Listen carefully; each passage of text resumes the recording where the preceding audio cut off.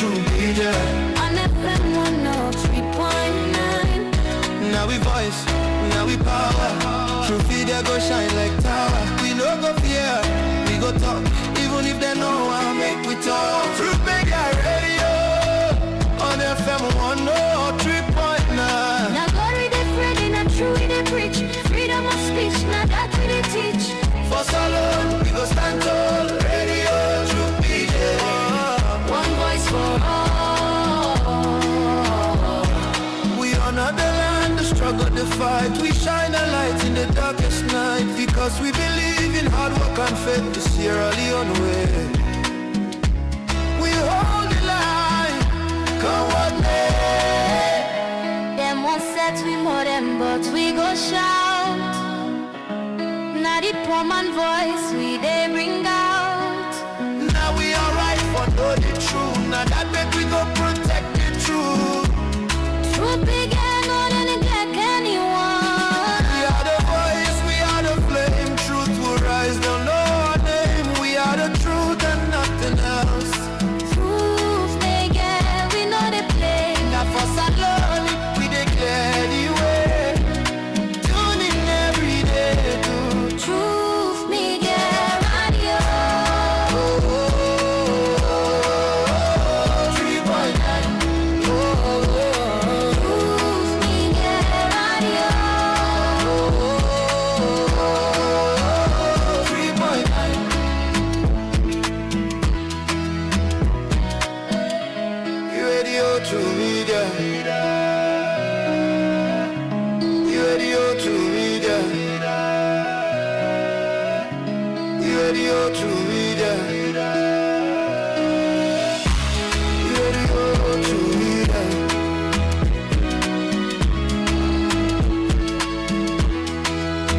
Radio to media. On FM 103.9. Radio to media. On FM 103.9.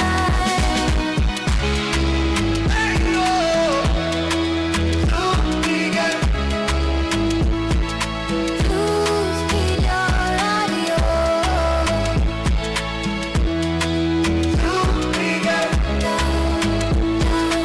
Truth be your radio.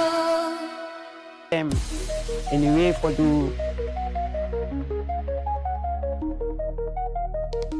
This is Truth Radio, 103.9 FM. We empower the nation.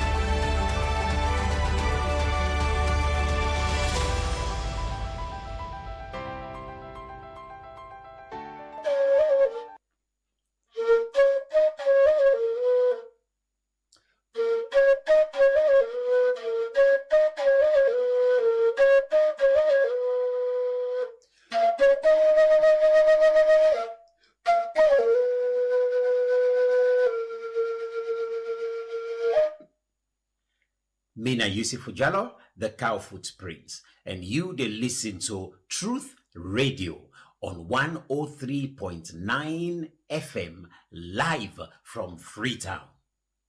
Natu de las.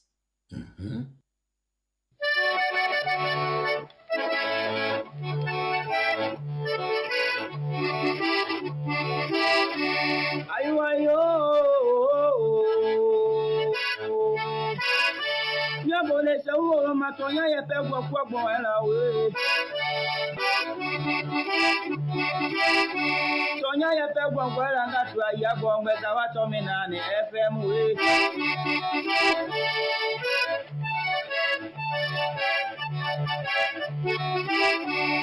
ye pe gbokpo wo era me nga tu aya gbo ngbe sa wa to mi na ni efe ta mi nga tu atonya ye pe gbokpo wo era we anya buda tonya ye mi aloma tonya ye le mi amome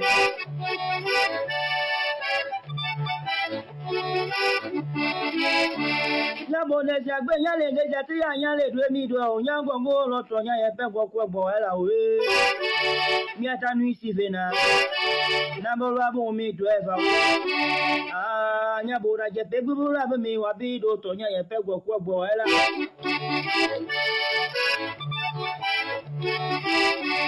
Amiaga tole papa goti talo ba papa ne beda pene gbenu go ma o aya gbo gbe cha wa to mi na ni FM ne ma ya mi abede bede mo keni mo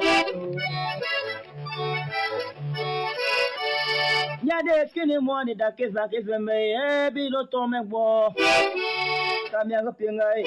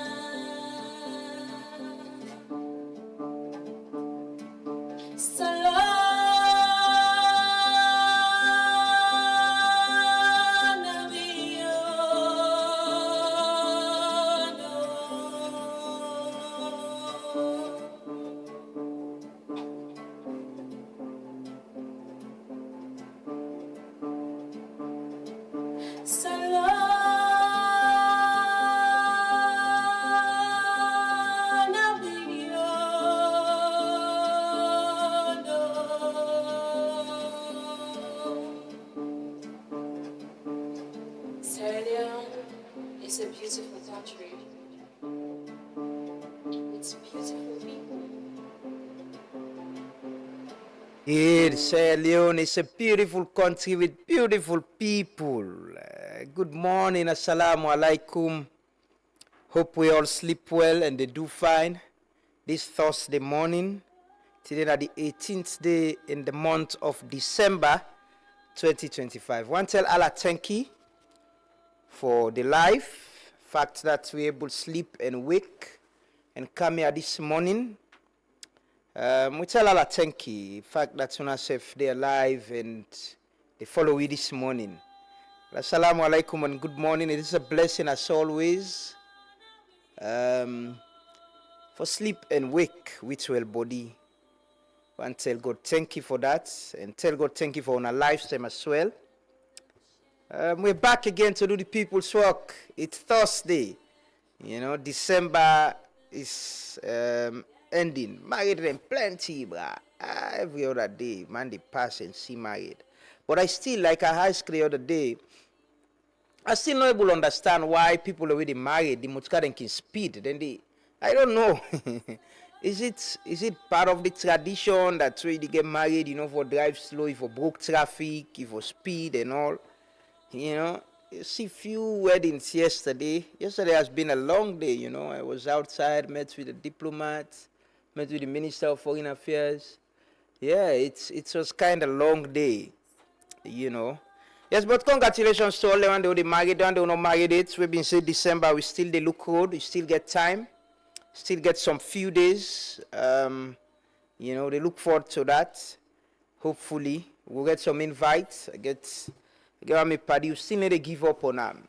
Until we say this year not go pass, so we still get some time, some few days. Hopefully, before the year end, it go print the invitation or send word around, say he's getting married. But don't know if married, they are like give them married, they don't know if wife, they don't know if husband, they are like give them, they don't know we get, they are like strengthen the relationship and make it be a place of peace and happiness, peace of mind. I can always say a value past any other thing where you get in your home.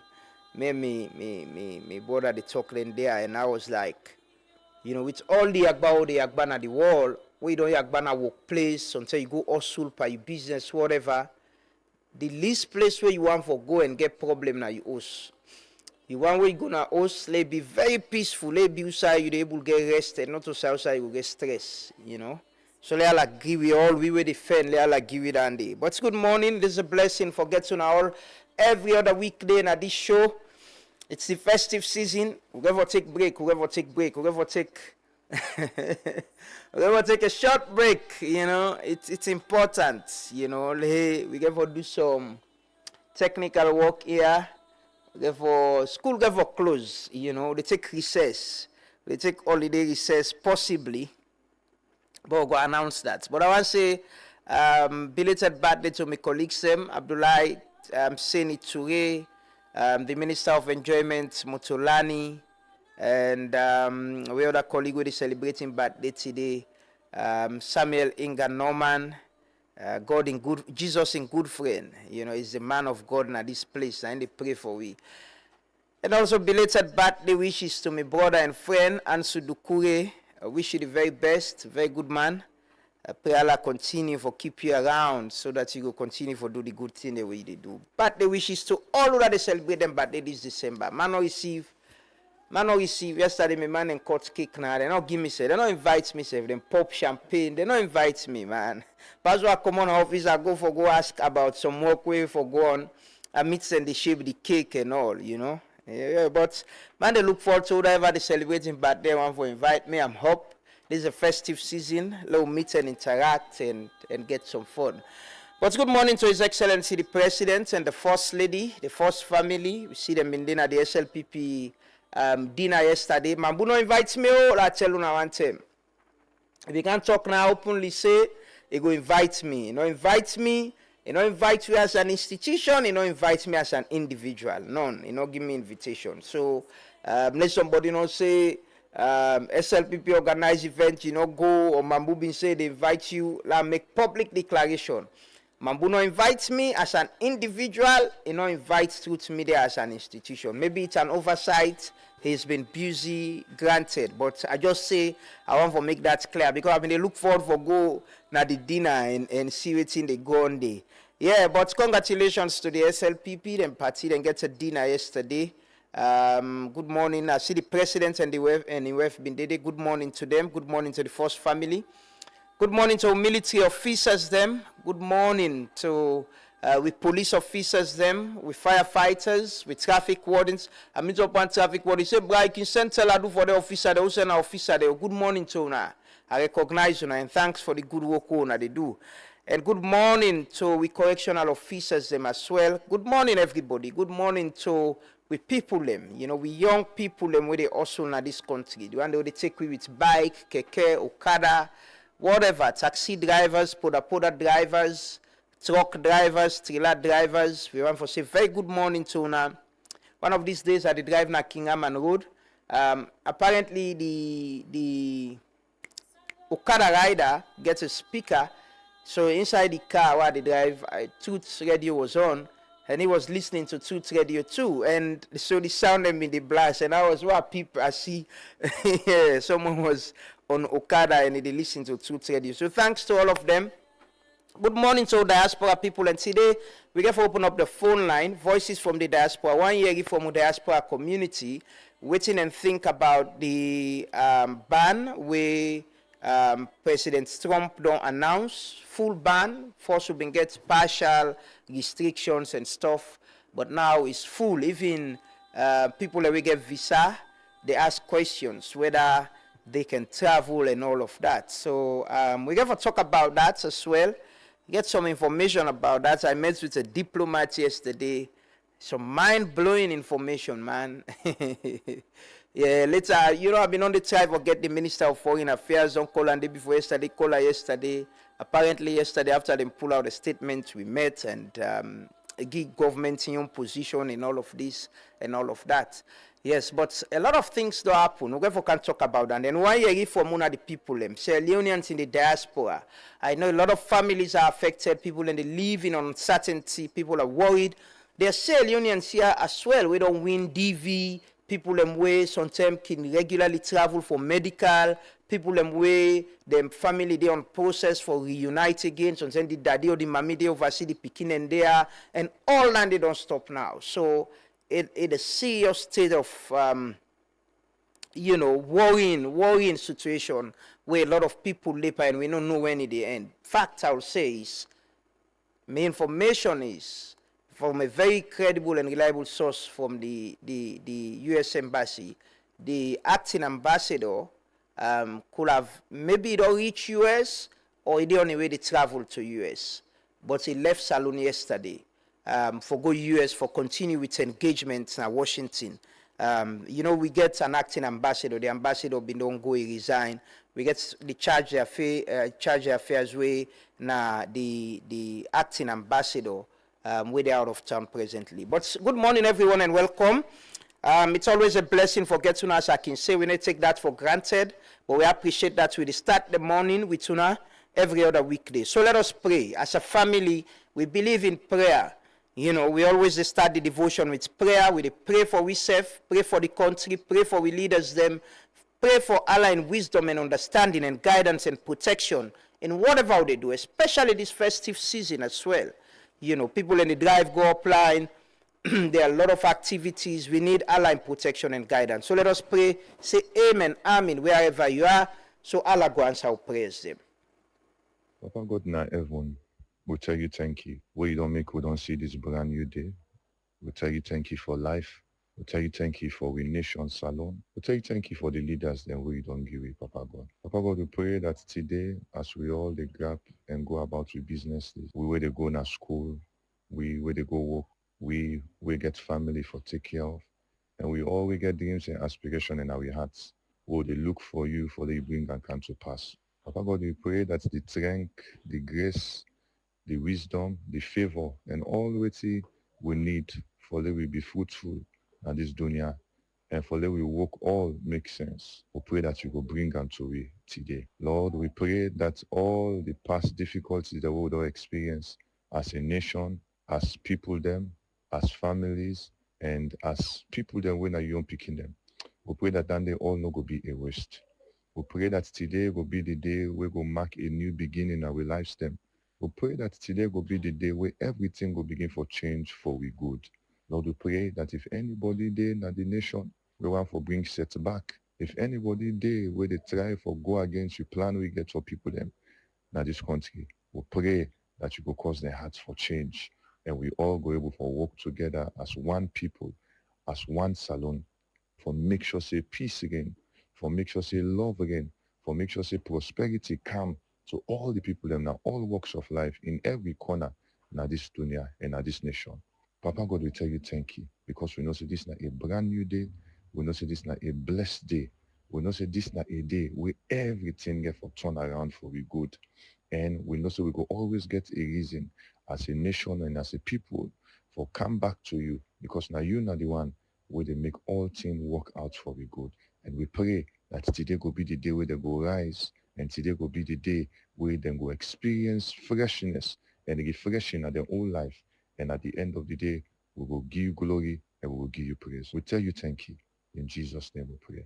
Amen. اللهم صل على محمد وعلى آل محمد كما صليت على إبراهيم وعلى آل إبراهيم إنك حميد مجيد وبارك على محمد وعلى آل محمد كما باركت على إبراهيم وعلى آل إبراهيم في العالمين إنك حميد مجيد اللهم بارك لنا فيما أعطيت اللهم بارك لنا فيما أعطيت وأعنا على ذكرك وشكرك وحسن عبادتك يا مقلب القلوب ثبت قلوبنا على دينك يا مقلب القلوب ثبت قلوبنا على دينك ربنا لا تؤاخذنا إن نسينا أو أخطأنا ربنا ولا تحمل علينا إسرا كما حملته على الذين من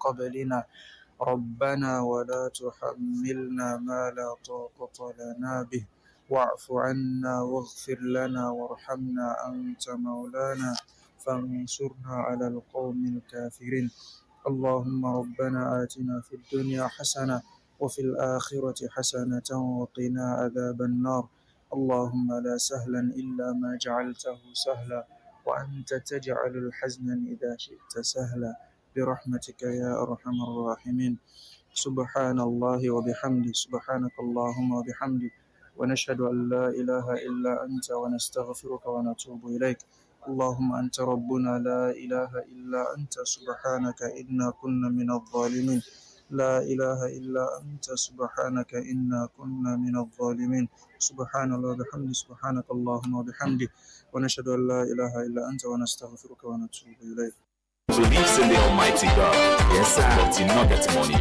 and for that reason, nobody not respect him. But he strongly believes that someday himself will make him, and he cries aloud and say, Mabo, see you, I dey pass up and down now, man, they shun me, na deal, na me one defend, I understand, they want me, na yeah we deal. Anybody who say help me, they turn me.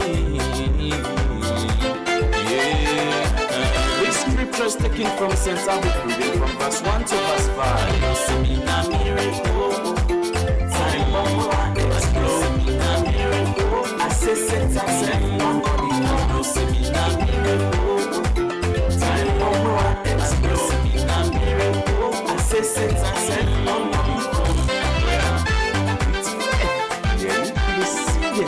We Master Jesus go don't take on me. Listen to the preachers from bodyguard. The time when money no go be problems. Where I go they dine with the creme de la creme. When me darkness go down to Santen.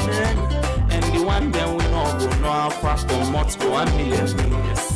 But man go they come around say they one day believe me. Now the 10 days some man go talk like them in day when the mama they born me. Con man then go and come for con me.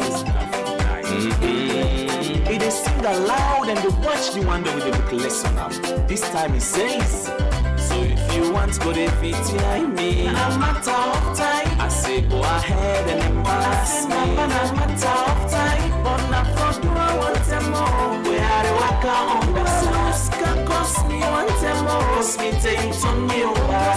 You didn't talk one time more. In order to fight that, he hates one time more. So get for me it's me na miracle. Time bomb I see me na miracle. I say Satan said nobody go. See me na miracle.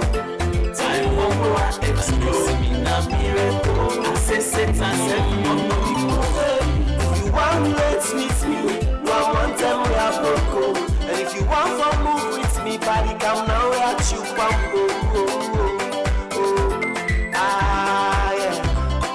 Now we are sleep not sweet, take them champ guy, they cannot choke. Take now when we see let's slow, no you see lights for me, woko. Got the faith from English, you sing, you come close, it's not a joke. Nah deal, me phone they on now, nobody know they call.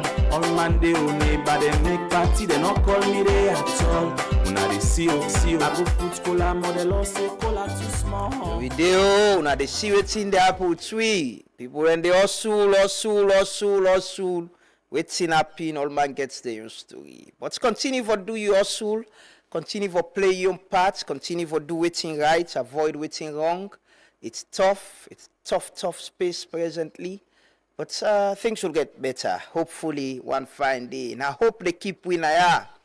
You know, as my brother DJ Baskin said, this is the land of milk and honey. And at this age and time, if you continue to be a fool and not ask questions, not hold people accountable, just sing and dance and turn a ball, now for die one time, you don't get a reason for live. Okay, reason for live. This is a time, conscious time. When me they say conscious time awareness age don't passive. Now na exceptional time this way, you forget involved in everything. Technology, awareness. You able to know everything where they happen within your government because the news they out there fast. People holding a government, they tell their own story, we will tell story and all. So you need to understand what is right and what is wrong. Amen. Amen to them prayer then day. May Allah answer our prayers them and may it make them easy for you. People that we sick, they give them medicine. With people that we get problem, it make them easy for them. People who defend married, you know, they Allah make them easy for them and let them able to get the right choice, choose the right person and get peace of mind. These are the Truth Morning Devotion on Truth FM 103.9 with the broadcast live from his studios na Ilkot na Freetown. We're on Facebook and YouTube as well. Welcoming all reviewers and from across the country and across the world.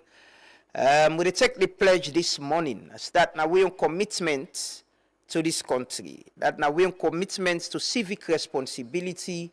For sure say we go put the interest of this country above all else now this program. Nobody no big pass this country. This country big pass we all. So no matter waiting at the issue of who is here, we go put the interest of the people and this nation ahead of anybody. So let us take the pledge. We'll come back shortly. We'll make our commitments to the nation, to the state. We'll come back shortly, can do the roll call. Like I said, we'll get a few update them for take. Then we'll get to talk to our guest this morning, the Minister of Energy, at the program. We can look at all the challenges and the debt and everything. We get a new man where they lead the energy sector in this country. Waiting for be with expectation, waiting for waiting at the hope, and how yesterday I've been to talk about, you know, if you born Peking in 2007, by 2028, so they get the next election cycle, that Peking they go down 20 years. So that Peking they don't live in an era where this nation, they under emergency electricity, no sustainable power. So that Peking they been done the APC term where the electricity wasn't sustainable. They come SLPP term who can get car power ship, emergency electricity. The electricity is also not sustainable. So we can talk about that. Waiting in plans and hopes, you know, for change this sector and make things better for the people of this country. Let's take the pledge. We'll come back shortly. Continue for stay with me. I pledge my love and loyalty to my country faithfully at all times. I promise to defend her honor and good name, always work for her unity, peace, freedom, and prosperity, and put her interest above all else. So help me God, so help me God.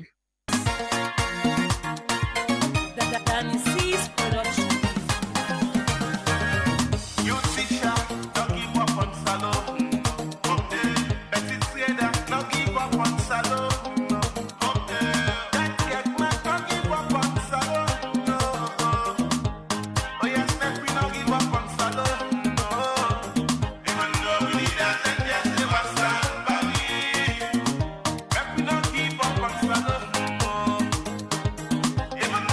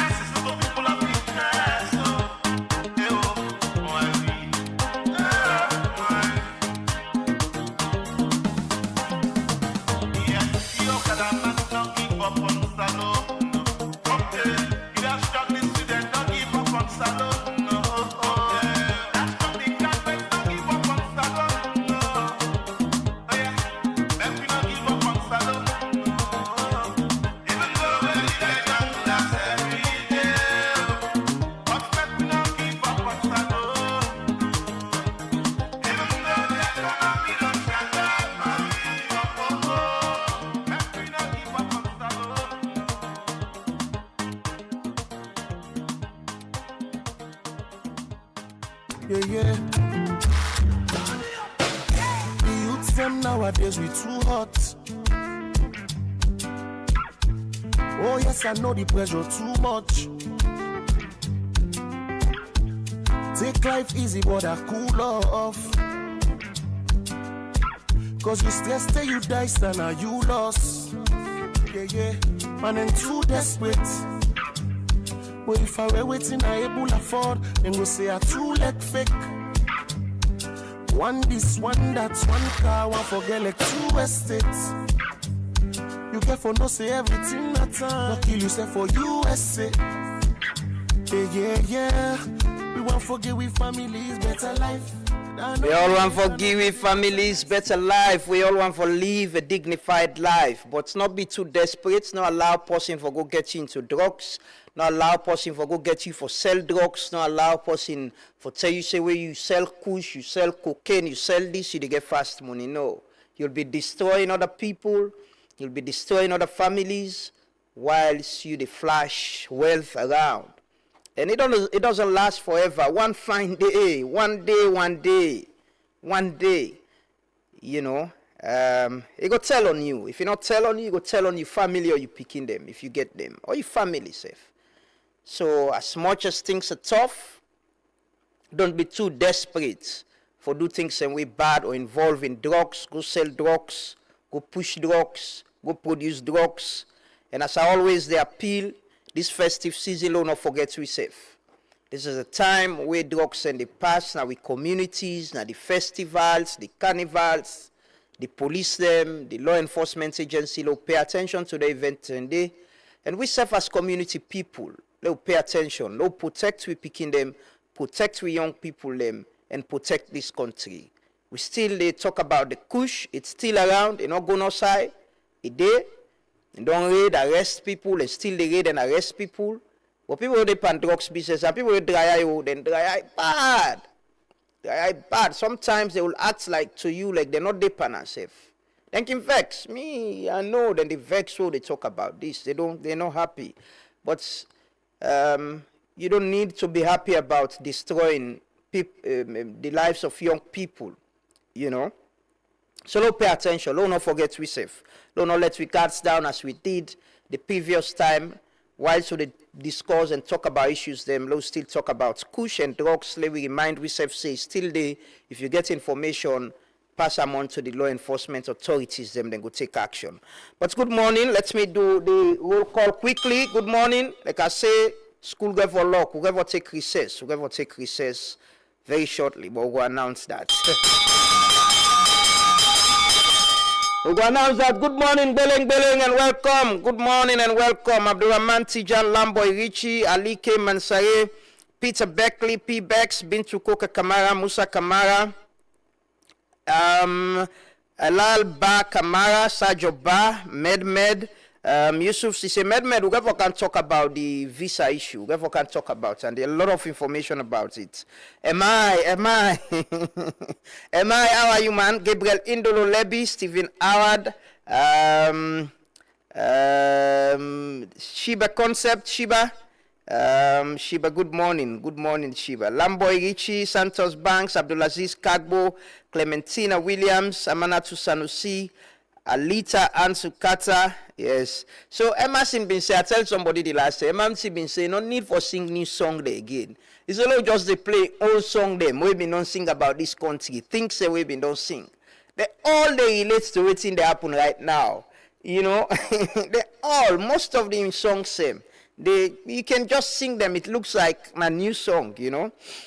Good morning, Ali Keman, Saye Kamara, Daniel Idris, John Karim Kelly, Noel Pizzo Wright. Good morning, Jawad Julius Aliyu.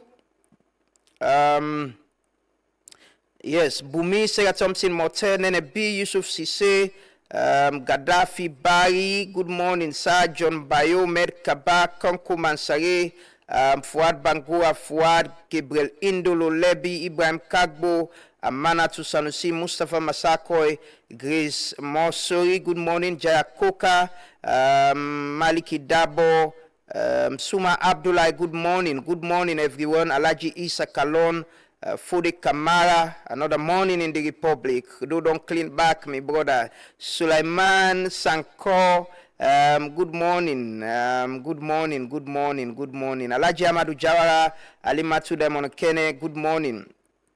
Terry Bayok, Bobo, good morning. Fode Kamara, yes. Yes, Nabila Musa Kamara, hi man, good morning, my brother. Hope you did do fine. Macaulay Cyril, Aja Mariam Ja, Winnie Sear, good morning. Albert Lansana, Miss B, Mabel Cole, good morning. Good morning, everyone. Santos Tolly, good morning. Marcos Leby, good morning. Lamin Denke, good morning. Abubakar Koma, Mandewa Momo. You always remind me of PJ Mandewa Cole. Good morning, Marie MC, Mohamed Siba. Good morning, everyone, and welcome. It's always a blessing for getting on the program. Emmanuel Jusu, Amadou Ba, my brother in Zimbabwe. Good morning. Hope you did do fine this morning. Abbas Bai Kamara. Good morning. Molai Mako Mansare, Karifa Tarawali. Good morning.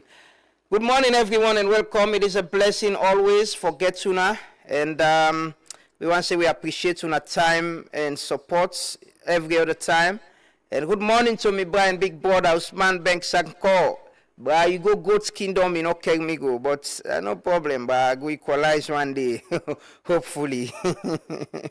But good morning, hope Bank Junior, they do fine. Bank Junior, they do fine. You don't force that man for support Arsenal.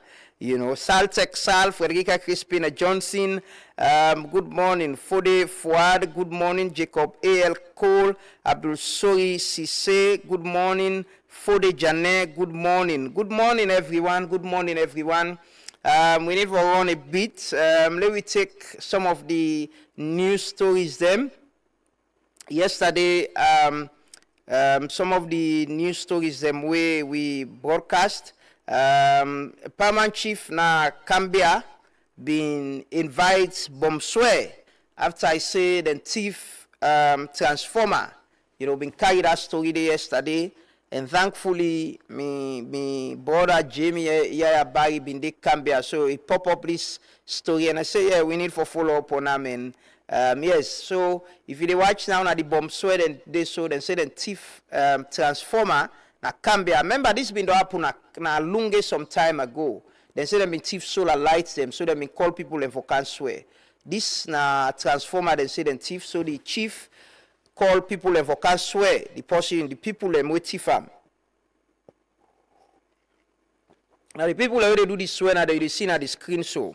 You know, this na Cambia happened yesterday.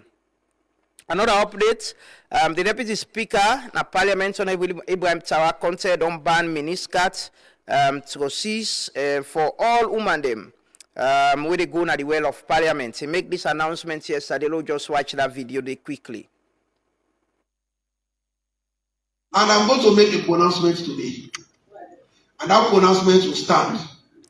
And I'm sure I will want that pronouncement after with my boss, the Speaker. From today onwards. It should not just be announcement. It should be. No, it's not. Maybe members will move it as a motion. But I'm going to make a pronouncement, and that pronouncement must stand. From today onwards, whether you are clerks at the table or you are a staff of this parliament, if you are a lady, if you are not wearing skirt, don't enter this chamber. Don't enter this chamber. Don't come to this chamber with trousers. Don't come to this chamber with miniskirts. It is disrespectful. It is an expectation from the Don't do it. So if you know you are working in this parliament and you are a clerk at the table, please don't come to this chamber with trousers or miniskirts. If we don't respect our institution, how do people treat our institution? Mr. Speaker, sorry, please,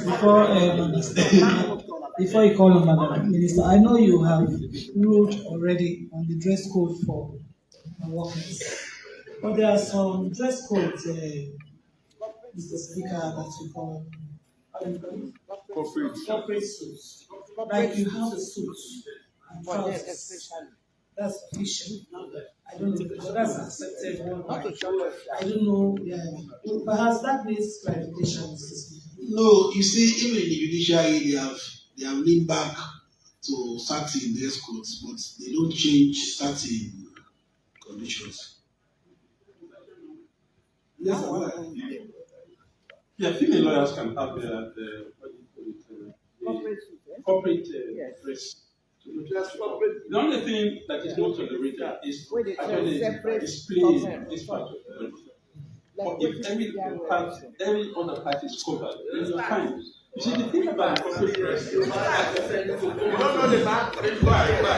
Mr. Speaker, the thing about the corporate dress is it shows the anatomy.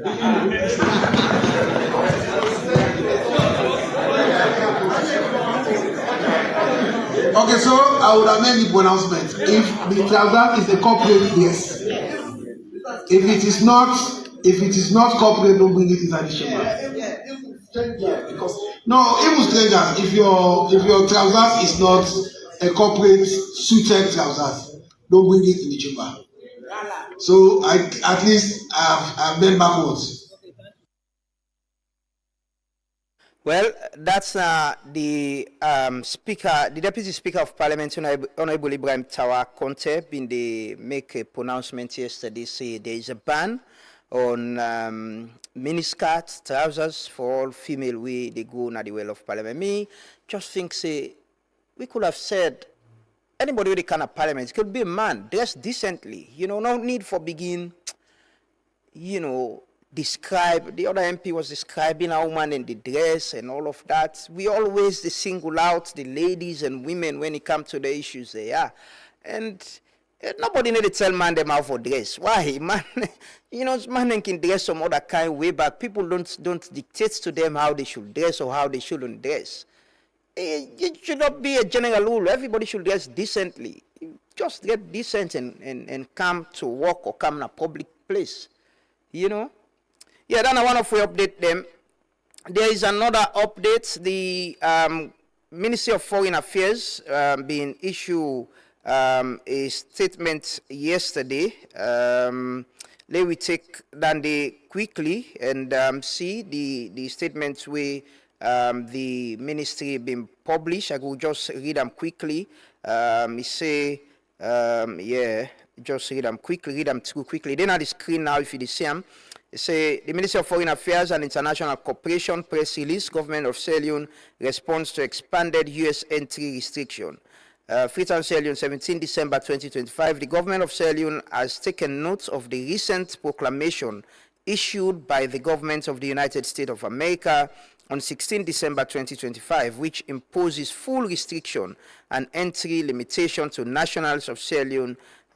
Sierra Leone was previously subject to partial restriction under earlier U.S. immigration measures.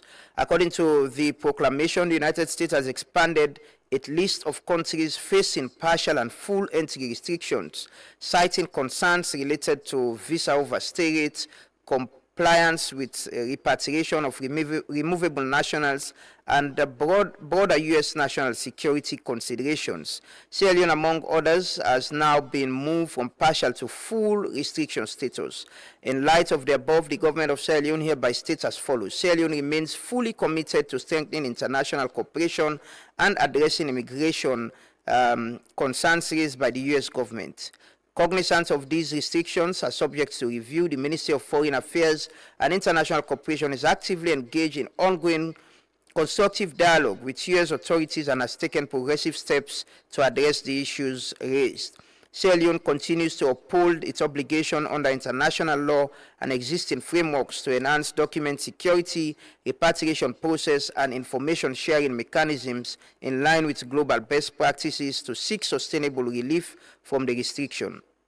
The government acknowledges the serious concerns expressed by citizens and assures them that this issue remains a priority. It appeals for patience as consultations with the U.S. government continue.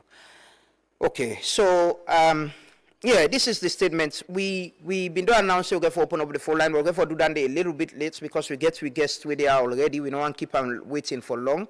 And yes, we get for do that. So we get for open up the phone line. They expect for talk to a Sierra Leonean U.S. attorney, somebody where they deal with immigration law under the U.S., where possibly we go talk to. The time very early in the US now. Hopefully we will talk to him before the end of the program. But here is it. Here is the thing, right? In June, the US government announced a partial ban on the issuance of B1, B2 visas. They're not going to give the public, people are willing to go visiting visa, medical or whatever, they're not being the gig. And I know colleagues people who have been there on certain US program themselves, where the US government sponsored program, they're not be able to travel because of that restriction day. So after that restriction day, where 90 days, before then, September, plenty of people, they go the UNGA, the UN General Assembly. So there were people go UNGA and other events, other activities, through government. So during that period, there is no ordinary Sierra Leonean where the United States Embassy now give visa for go US, because there was a ban on B1, B2 visa when a visiting visa and other visas, category of visas. But there are people who get either diplomatic passports or service passports who get visa during that period. And these people went to the US, overstayed their visa, and not come again. The Minister of Foreign Affairs don't name one of them people, and they went at the guy where he said in a Ministry of Labor, we go and not come, he go an investment forum. From reliable source from the embassy when we get, I've seen a military officer where they give visa for go training, for go their exchange program them, for go training through the government. Government facilitates through the foreign ministry, it go training, it not come again. It not come, it did. So the US gets a system now from where they do that partial ban. Anybody where they enter US and they know how long you they stay there for, which kind of visa you get, and when you for come out. So if you not come out, they flagging it up with the embassy, the Salon embassy in the US, Washington, and the foreign ministry now. So there are a list of people. There is a lady, a member of parliament as well, but in your case complicated. She holds a diplomatic passport, being get visa for go the UNGA. It don't overstay in visa. She's one of the people that would flag up, but she has some medical complications where, according to my source, now that enough be able for travel for come back because it's complicated and they advise them for stay. And husband a US citizen, we already understand say they apply for late change in status, but she's still part of the categories of people where overstayed their visa because she went with a visa for attend UNGA, not a visiting visa, not to any other visa. So the UNGA visa then can get dates, either 2 weeks, 3 weeks. If you exceed that time day or 2 months or whatever, if you exceed that time day, they're flagging it up directly with people in there. So this now waiting lead we to this ban now. Like I said earlier this morning, my source at the embassy now that the acting ambassador don't travel out of Salon. They go US now DC now for go engage further. Some of the requests them where the US government don't make now that we will accept third party deportees them, people from other countries. That's one of the things that we Ghana do, we Liberia do. So the request were, according to my source, we for accept Africans them, people from African countries, where they want deport cancer alone. Then we get the responsibility now for sending people and they go to the country. Then at the same thing Ghana do. Ghana accept even Sierra Leoneans them, where they send Kaya back.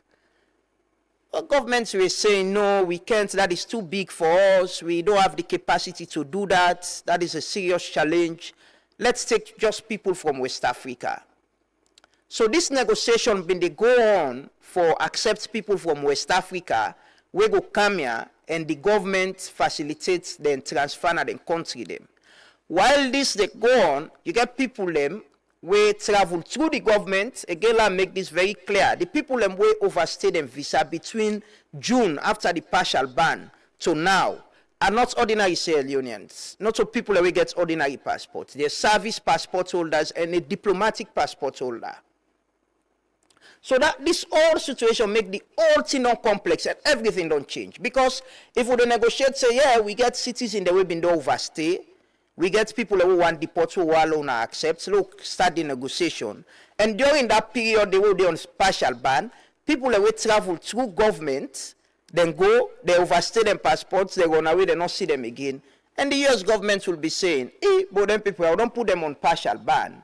And we try to negotiate with Unavolo, lift this ban. And other people that will come, then don't run away. We don't know them whereabouts. So that's the complicated issue. So people and the way they suffer now because of few people in the system. And this, clearly, they're not ordinary people. They're not the regular or usual B1, B2 people the way they travel for go vacation or go medical or go for any other thing. These are people with service pass at military officer. There is a military officer who travel for a training through the government. They go in training, they not see again. They not see again. So this is not the situation they right now. This is the problem that we have. It's not the ordinary people who break. Because if it was the negotiation, maybe if we not say, okay, well, let's accept like what in Ghana and Liberia do. Let me resolve this issue. Let it not affect everybody. So during that period, when there was a ban on we, the ordinary people, they're not for able to get B1, B2 visa, governments through the Ministry of Foreign Affairs, they work with the US Embassy for get certain visa for certain people and for go hunger, their exchange program, then the way the military officer go, that investment program where that guy in foreign affairs go. So they abuse the system. And this system has been abused. We've been raising alarm from long trade. You see hundreds of people, almost people, and they go hunger. They go then go dance. And then go then not cry again. People have been abusing the system. I know people who are students who genuinely apply for get visa, they're not been able to get them. But there were people where through them government strip them. And they pay beaucoup money for travel for go overseas. America specifically. They've overstayed, they've not come. But we were at a point of negotiating with the US government and things can change. You get people in between June to this December or to September, people that will travel, then go they not come again. And these are not ordinary Sierra Leoneans, people with ordinary passports. These are people who get service passports and diplomatic passports. So the US government say, no, if we're negotiating with UNA and still people and they abuse the system, then it means UNA not get control of what UNA they do. UNA not able to control the system. So they'll get total ban until we resolve this issue. And like the ministry say, like I said earlier, I met with the minister yesterday. He explained their position. They're still engaging. They're engaging. They're willing to engage and listen to the US government and see how this whole issue can be resolved. Because it's affecting a lot of people who genuinely get, trip for go US, for go study, people that will win DV. There's a guy who win DV, brah. Like when somebody they hope for something, say they can't change in life. That guy reaches out to me every other time, man. Every other time he reaches. He's so frustrated. People and they will get them family and we don't fight for them, picking them for go meet them, all non-stop. Just because few people and other people then abuse the system. And these are not ordinary people who make them clear again. These are not ordinary people. A military officer, a government worker, and a member of parliament when a name come up. In her case, like I say, it's complicated. She went to the US and got sick, seriously, and it's difficult for her to travel. And her husband don't, I talked to the husband actually, because I've been getting this information. So I reach out, I talk to the husband. The husband a US citizen, he don't apply for changing status. But naturally, because of that kind of visa the way he go with, then flag them up. It's flagged up that this person become with hunger visa, and he no return. Then our system say no return. So they have a system. When you go in, they know how long you should stay. If you not come out, then they flag them up. So it's complicated. It's a catch-22 situation. We hope we government go able to engage and resolve this issue because a lot of people depend. They live in uncertainty. Families depend on people where they send remittance. People and they will get hope, say, then go travel and go study and come and change lives and change their family lives. So everything is uncertain. I've reached out to the embassy as well to speak. They need clearance from Washington for able to talk. but my source is that the acting ambassador don't travel, they go DC for go engage further. And hopefully, maybe when he comes back, there will be some information, and we will keep an eye on this. It's a sad situation. Hopefully, before the end of the program, we hopefully go talk to a U.S. Leonean immigration lawyer na the program and see waiting they happen and waiting we they do, you know. Yeah, somebody just give me an update, say there's a serious accident at Lumley, some turntable by the police station. Wow. You know, somebody just send me videos and photos. Man. Yeah, I hope it gets better. I hope nobody no hurt. You know, yes. Yeah, but that's the situation with the visa. We're banned presently. Some of we get visa. I mean, tell somebody say I want to go watch World Cup. I had this plan of that one in a lifetime opportunity. I had this plan of going to the US, watch few matches. But hopefully before that time they then go down lift the ban. But it's a serious issue. I read Vicky Remo in statement. Then tell me I will need leadership. You need some serious leadership and engagement. And especially we get the status, we are chair of ECOWAS, we don't be president of the Security Council. We need some serious leadership for engage. You know, we need some leadership for engage, serious engagement with the U.S. government. And the U.S. president is a very transactional person. You know, they give you so no more. We give, forget. Now they want us to accept people from third country, not just Sierra Leone and the way they want deport, but people from other African countries and possibly, like how Ghana do. So they go Kaya, then base here, they will begin send them now then country them. That's tough. That's tough. Imagine if they send some hardcore criminal people now this place. Do we have the capacity? I remember the other time we then send 2 Caribbeans them we been Kaya, we then deport Kaya. You know, it was tough for handle that situation. If we take care of them too, then this have been big problem, Paris. Imagine they send over. Yet what I heard was they wanted to send around 100 or 200 people, something like that. I see some documents I read through. We don't want to send actually. So it's tough for the government, it's tough for all of us, but we need leadership. Now the time they do for sure with leadership. This talk of you know, don't position Salone at this stage. Now then tell me how for sure I'm now. Let's show some leadership. Let's show this is something we can definitely show leadership in and resolve. This being on that list is actually affecting our image and name as a country. And the information of military officer go on away in the US, a government worker go on away in the US, doesn't look good. It doesn't look good. It's not ordinary Sierra Leoneans. These are people who have jobs, service passport holders, not so ordinary passports like we. So that's the situation. Hopefully before the end of the program, we'll talk to the US attorney and possibly we will open up the phone line and talk to people way you know, they are the diaspora we want for talk and what they expect from government.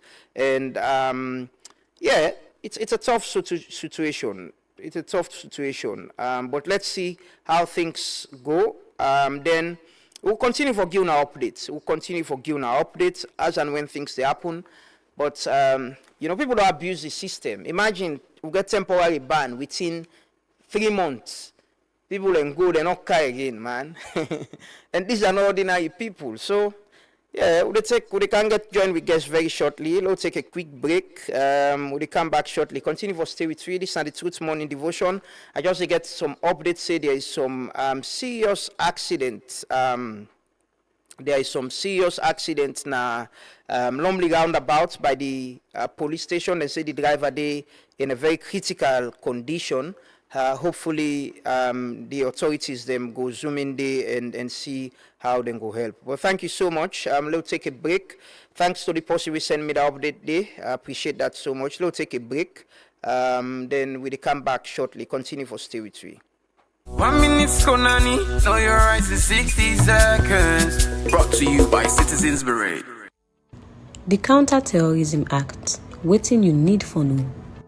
Inside September 2025, the president signed one new counter-terrorism act, quiet one, where they show wetin terrorists then they do and who that are terrorists.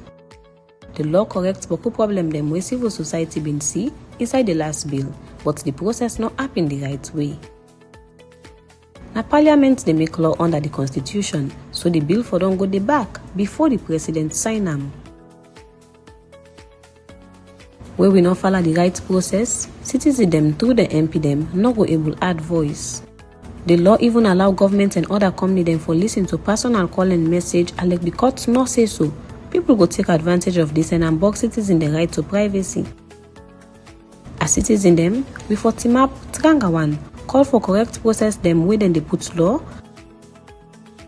ask for tight protection from privacy, talk where they not follow the right process or where them pull right na you an. 1 minute Konani, know your rights in 60 seconds. Brought to you by Citizens Beret. Tung tung tung tung tung tung dahur.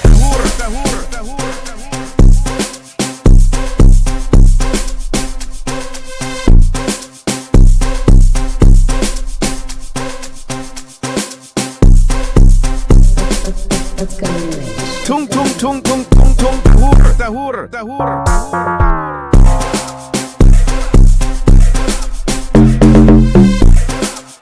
Salon w sektorze elektroenergetycznym ponownie znajduje się pod lupą, ale tym razem nie tylko. Salon w sektorze elektroenergetycznym ponownie znajduje się pod lupą, ale razem nie tylko z powodu przerw w dostawie prądu czy hałasu generatorów, który dobiegł. Salon w sektorze elektroenergetycznym ponownie znajduje się pod lupą, ale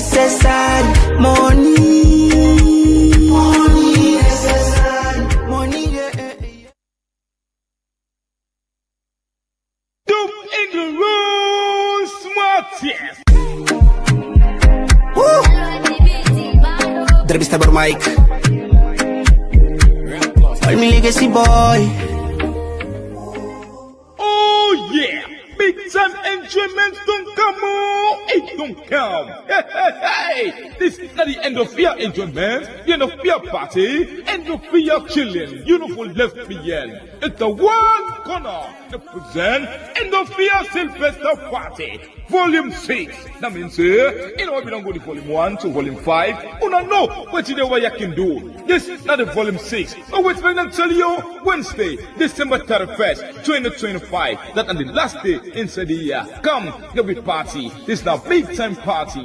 End of year Sylvester party. Volume 6. And the time now, 9 p.m. The entrance will go inside. Got 20 euros. The place now, Gas break, 67A Muchin, Good Vice Club. Now what's going to tell you that you party any other party, make we all can enjoy together a big time party. And the DJs will get for better good music that night get for be DJ Ash Walker, DJ Cash, DJ Nash, and the MCs will get for kiss the microphone that Nagabe, MC Suma. Now what's going to tell you December 31st, that on Wednesday, ladies night. Come, if we enjoy together, not for funny with you, 20 euros with the one corner.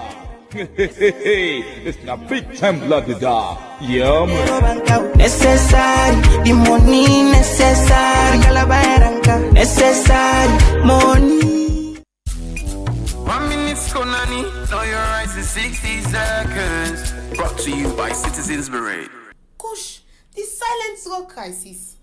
Kush na one drug when not there, and he easy forget. So he acts for life. He dey pour salon more with young people them.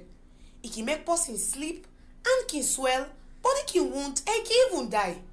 But when government don't declare a national emergency and make one task force inside 2024, the thing that we then can use for pin law and care for well body business, they shot him. The one the way they admit in the hospital for mental health problem for say Kush don't jump by 4,000%. And postmortem wey dem can do per demand they show boku Kush use. For use drug na salon na crime. But the court can send the one they wey can use them for go take treatment instead of them send them go na prison.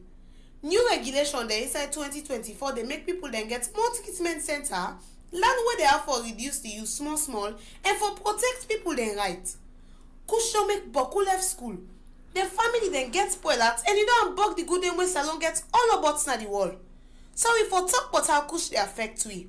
Help the one the way Kush they affect our community for get well body and social care.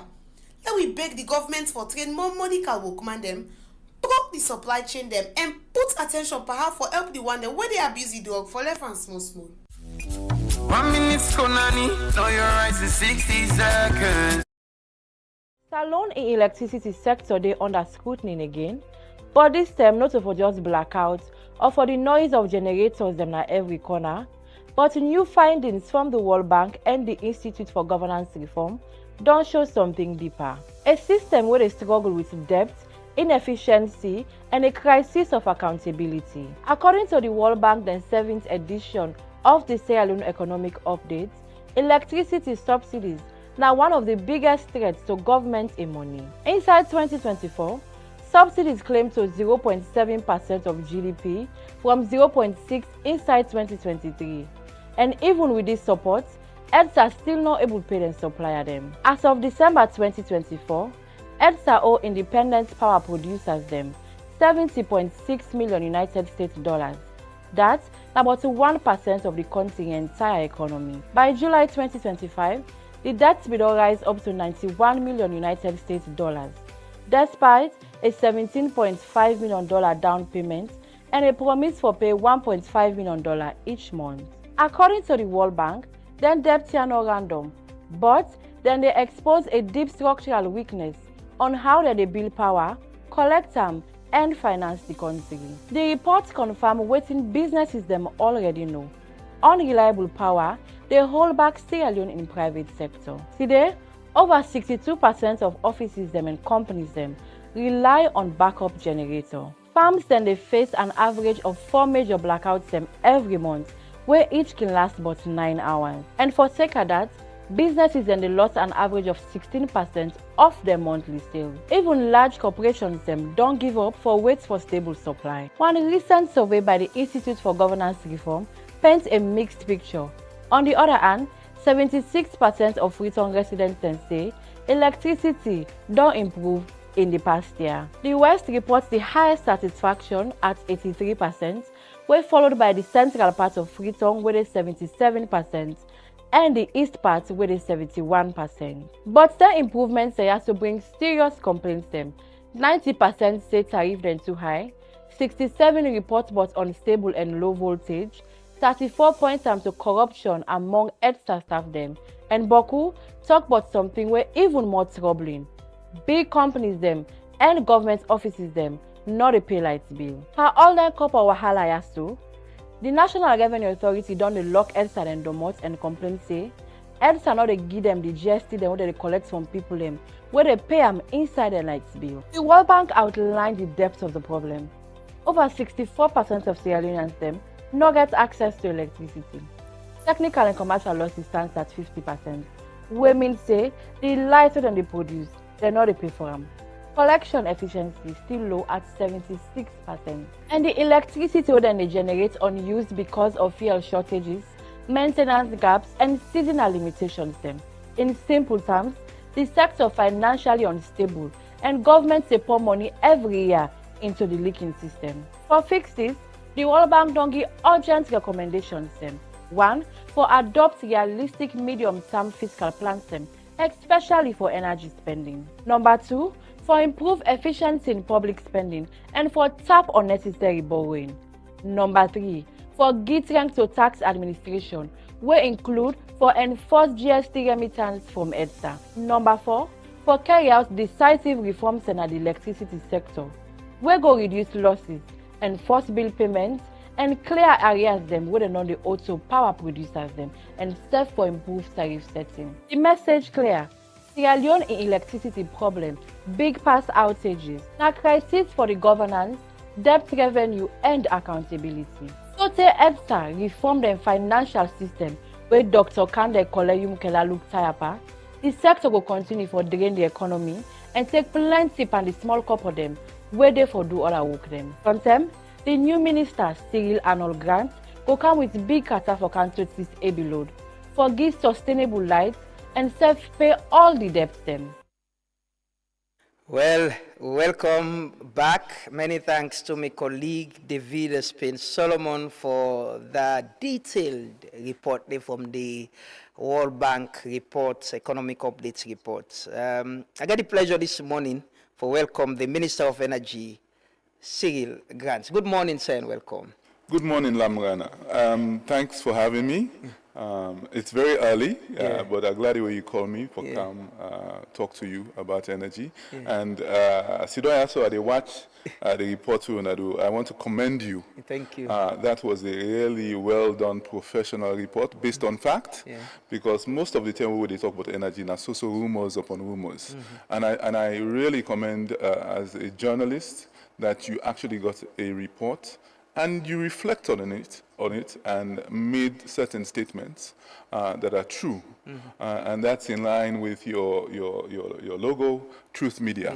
And we really appreciate that. I think one of the things we need to do in energy is to be true to ourselves and true to the issues that are bogging down energy so that we can attack them one by one and make progress. You carry the kata for touch this heavy load. You don't tell me I see kata that free tongues. Yes, I mean, I think we all get a obligation for tot the kata. All man get in kata for tot. And as I've been explained the other day, my own job now for, in fact, not to the kata day, but I think it's a matter of being the orchestra conductor, because we get different sectors, different actors, and the idea is for let person the way they conduct the symphony or the music, would that be the beat band, would that get balanji, all of the energy sector. I think we get plan, we all man get in part for play, for we go come out span this crisis where we depend. How much you get an understanding of this sector? We don't highlight some of the challenges, but sometimes it might be bigger than waiting we just highlight. So, waiting are you understanding of this sector where you the lead presently? It's not an easy sector. It's a very complicated sector. And it is a sector that has to keep up with population and development. And it is the basis of development. You can look at it, you can look in two ways. Where you talk about access, you need for provide access to electricity or to light. And then you need for provide enough energy for development. So it's in varying stages, very important, okay? Yes, we get problem, and in fact, the leading to this, where you see debt and crisis, there is no question that there's a lot of debt in the system, and one of the ways we need to address that is by systematic planning. You know, you don't highlight, the World Bank report highlight all the issues about how the debt is stifling economic growth, how the debt or how the lack of energy, sustainable energy, they prevent businesses from expanding, and you see the dissatisfaction among consumers. I mean, there's a bit of satisfaction in the Western area based upon the report, but they also have issues concerning, you know, the delivery of power and the cost of power. And I think those are all relevant. So as you can see, it's a very complex set of issues. But I think we need to, as in most areas, you need to look at all the issues and begin attack them one by one. You know, go take all team one time, and you, as you say, the kata, you know, they take the one load one time. You take them small, where you don't solve one, you move forward, solve the other one, you move forward. So what you the focus at presently? But I want to ask before come on what you the focus at. What you do able to identify as the fundamental problem in this sector? You know, at the talk earlier, say, if you born Peking in 2007, by 2028, you go to 20 years. And you don't born in a system where, you know, well, if either I get generator, even people when we get generator and whatever, we get solar now by the way. So if lights not there, we put on the solar. And But you get energy challenge. You picking them born during that time there, and you know able day way, you know go see. I get one my friend we came picking go US. You know they say the bobo been on the island. I had too much say daddy lights don't come, daddy lights don't come. So he was worried about him. He can't go US and things change. But what's in at the fundamental problem where you don't able identify at this sector since you take over? Well, the problem they even before I take over, and I don't can find new problem. The problem always there. The inability of us to pay for the electricity, the inability of EDSA to collect adequate revenue, the ability of the tariff, even as high as we say it is, pay for the electricity without those huge losses. The report also mentioned that we have in excess of 50% losses. As I've been explained to somebody again yesterday, if you get business, right, and you lost 5% every month, you can say, okay, you go manage. You lost 10%, you go manage. 15, 20, you go begin question. But when you get business, you lost 50%. So any 1 Leone or any 10 Leone where you put inside, they lost 5 Leone. That means it's not sustainable. Yeah. You're not able to get money for go buy new market for expand your business. But you get beaucoup money, so that means every month you just put money. But the business they make profit. No, you know they make profit. So that is the issue. And electricity is a business. Electricity is the base of our economy, and it has to make profit. If you know they make profit, then we might as well, as you say recently, just back, you say what you say not for dance and turn a ball, just grab and go. Yes, if you die one time, if you're able to change things. No, so that's not the issue. We need to come up as Sierra Leoneans and look ourselves in the mirror. I like, say, when I begin this program with the pledge. And one of the things people are saying, they complain, me just can't about we complain. But it is the truth. We have to look at ourselves in the face as Sierra Leoneans and look at the fact that a lot of us, we brother and sister them, they know they pay for light. Then they get free light. And not to money man they no more. They get poor people who don't they pay for light. You get middle level people who don't they pay for light. All sign a free tongue and salon. People don't know they pay for light. If you go to Bo, same thing. If you go to Kenema, same thing. If you go to McKinney, same thing. If you can't have free tongue, forget about it. Boku side and then have free tongue, and of course the report say ministries and big businesses. Yes. Yes. Well, so that is not entirely true. Most businesses, they pay for light. And most government facilities, they pay for light. And in fact, my predecessors, that has always been a struggle. Let's go you building, let's go put meter. If you go you building, then get meter. If you go to police barracks in Kingdom, they all get meter. So they are paying for light. Okay? But there are instances where you see the meter, so, but not fake. They don't bypass the line, or they bypass one phase, and at that day, they power most of the high energy machine them. So that then the issue. The tariff, undoubtedly, it is high. But can you imagine, Liberia then tariff high pass we on. But Liberia did not make their system so efficient. They just published about 2 or 3 days ago, they're going to reduce their tariffs. Okay? So there's a possibility when you make the system efficient and when you make the high energy consumers start paying, you are able to subsidize everybody where the cost of the light go come down. But you know go run system where most of the people they know they pay. There's no way you can make that sustainable and affordable. You don't able to take stock of waiting you to take over of how this sector day. You don't take stock of them, and how is it presently? Fortunately, just before, over the last year, we done day in negotiations for the concession, the privatization of EDSA. And I'll therefore make clear to the audience, say, when I say the privatization, it don't mean say we sell them.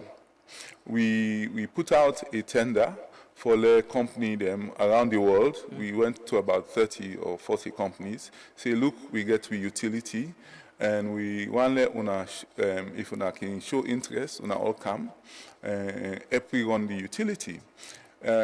We narrowed that 30 to about 6. We give them additional information about EDSA. We say that the information this, when are interested, they say yes. And these were top companies, you know, from the Philippines, from the Middle East, from, we had some African utilities. They all come and say they go bid. And we conduct the bid, right? So, but part of that process we've been therefore drill down and give them enough information about the sector. Where the losses are, what the finances are, the books. They needed to see the accounting books over the last 10 years. They needed to see the utilities, the facilities. And so as part of this due diligence we conduct, we don't able to see within the inside EDSA, within the inside the sector, right?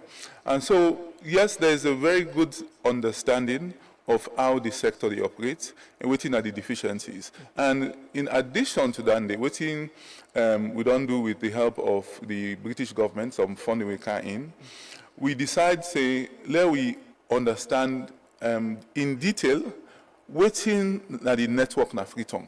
So then divide in terms of the service is to Freetown, then get substation there all over the place. Then get primary substation where they bring the power, high tension power can down, and then get secondary substations where the primary substations and they feed for let the light canal we pull them to we host them. So then broke down Freetown into the areas them where the primary substations then they feed. So they not only do 3 out of 15. And that exercise don't show we say the deficiencies are such widespread that it will take some time to correct them.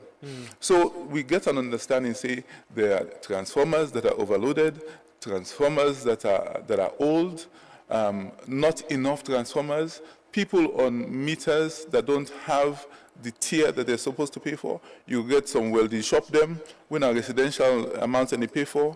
You get some businesses when are the T1 cost and they pay for. So all of that they get for rectify.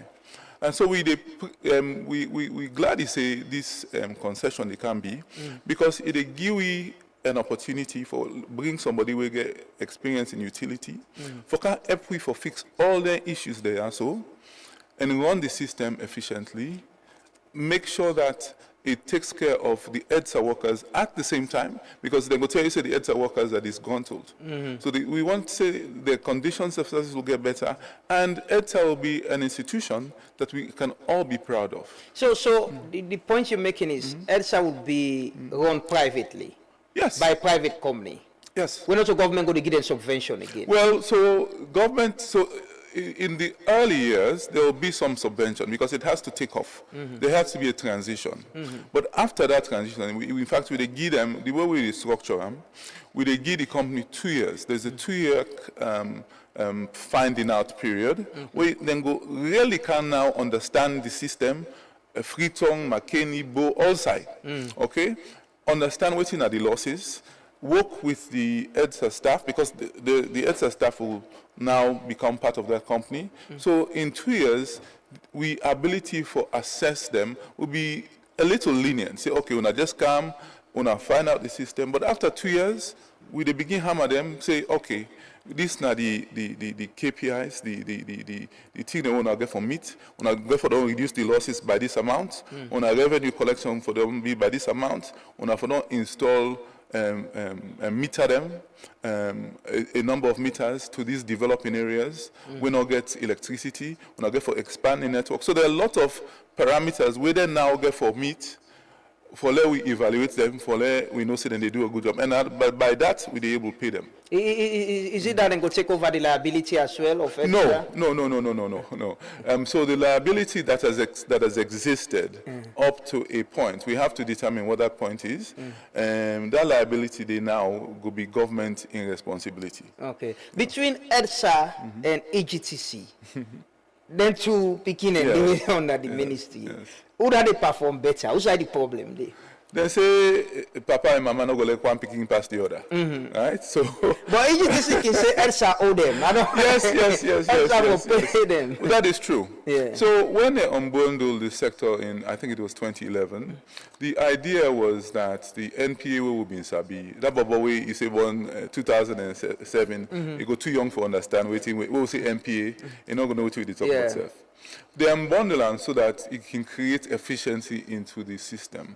They say, you know what, idea for we buy generator them and bring power cam salon and buy diesel and buy oil and anything and let we open the market. Let private people that will get money we can invest. Let them bring the generation cam. But we own company. We self get we own a generation company. Now in the EGTC. So EGTC is also responsible. As a company, it's actually called Generation and Transmission Company. Then self go depend this competition as government-owned company for provide energy. EGTC and India in charge of Bumbuna. So all the power they get from Bumbuna, now EGTC EDSA get for pay. The generator they will get at King Tom and Blackhall Road and Port Loco and all the district headquarters towns we get generator them. Now EGTC get them. So when they sell electricity, EDSA get for pay for the lighting. So indeed, EDSA or EGTC for the lighting day. EDSA, is it a management? We get a consultant with the ED right now, right? Yes. We after by default. By almost by default. How is it? Well, so the consultant was hired through a program funded by the World Bank because the Mississippi were in disarray. So it was necessary to bring an operations manager, a chief operation officer. So they do a bid out. We interviewed a number of people, and he was selected because he had a lot of experience in utilities across Africa. He had worked in Nigeria. He's a Nigerian. He worked in Nigeria, he worked in Rwanda, and some other East African countries. So he came on as the COO, an operating officer, to organize the internal operations. Because what may happen, now the Director General, now I mean take all the responsibility there. And if you look at the organization chart of EDSA, it was very concentrated. So we talked to World Bank and we decided, say, it better let some of that pressure they come up on the Director General, they'll bring this professional camp, like help organize EDSA in the short to medium term. Okay? So they hire them, but unfortunately, by the time in first year term they done, now, His Excellency and Dr. Imkela, they meet and the board, and there was agreement to suspend the Director General, the Deputy Director General, and a total of about 8 officers at EDSA. So there was a vacuum. So nobody been there for head the institution. And you need a head of an institution. And because at that time he was the most in terms of utility experience, and he was at the top tier of management, they say, okay, well, you go work with the board chairman for run this utility on a day-to-day basis. So then staff, then they still there on suspension? Yes, they're still there on suspension. The board don't do investigation, and they send me a report, and over the next few weeks, I review the report and see what's in the recommendations. What were they investigating? There were some issues with either their performance or with the report of some corrupt practices or their inability to deliver. Just a lot of things are surrounding their roles and responsibilities. We've been bringing question and concern. So rather, they're not fire them.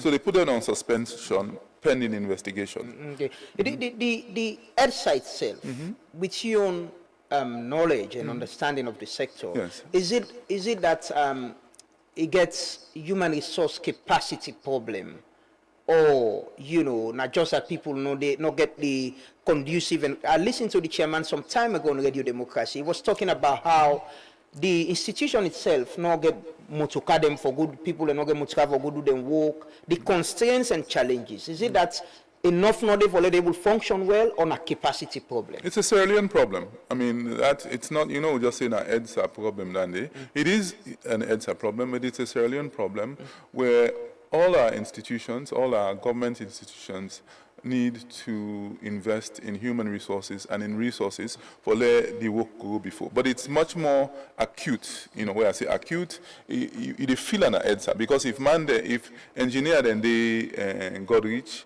and then get for work na Toke or Sussex, and vehicle not there, na problem. If Paul the spark, where you call, they say, yes, sir, we not get a vehicle for come, no problem. So EDSA get a problem there. So part of the issue is a resource problem, and don't forget, say, they are running at a loss. So the amount of money they retain now for buy and improve their facilities, for buy vehicles, for buy equipment, for buy transformers, for buy cable, is very limited. They can hardly pay their obligations to the car power, to the CI energies, and then just scrape for pay their own salaries. Money no good, money no left for them expand and pay for the other thing. So that is the problem. So we know say a more efficiently run organization will be able to provide enough revenue that, and also what would they do? Part of this issue where they say the concessionaire they come, just they can't see them, we make with their manager, then give them motor car, then they bluff up and down free tongue. Then they come with their own money for invest. So part of the compensation to them is then they invest in particular areas of EDSA where will reap improvement. The company where we interview with right now, where we negotiate with right now, gets 20 years experience running the utility in Uganda. They've been like this.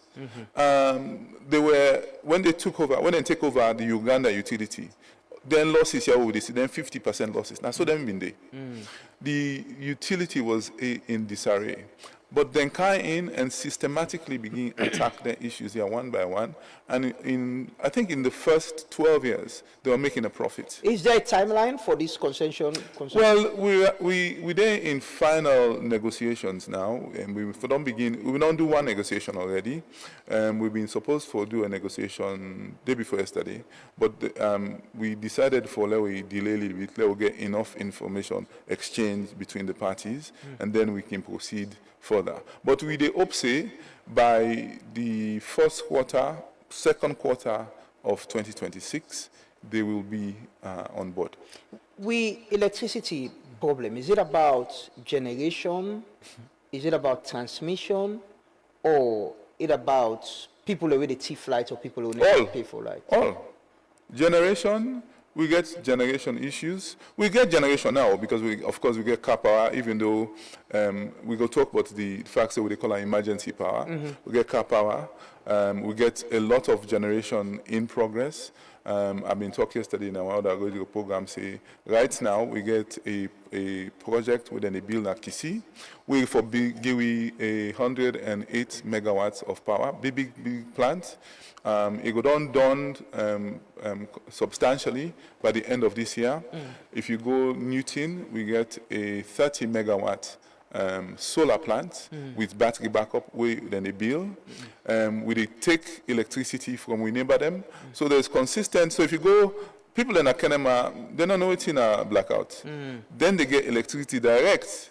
Kenema and Kono, they get electricity direct from Ivory Coast and or Guinea.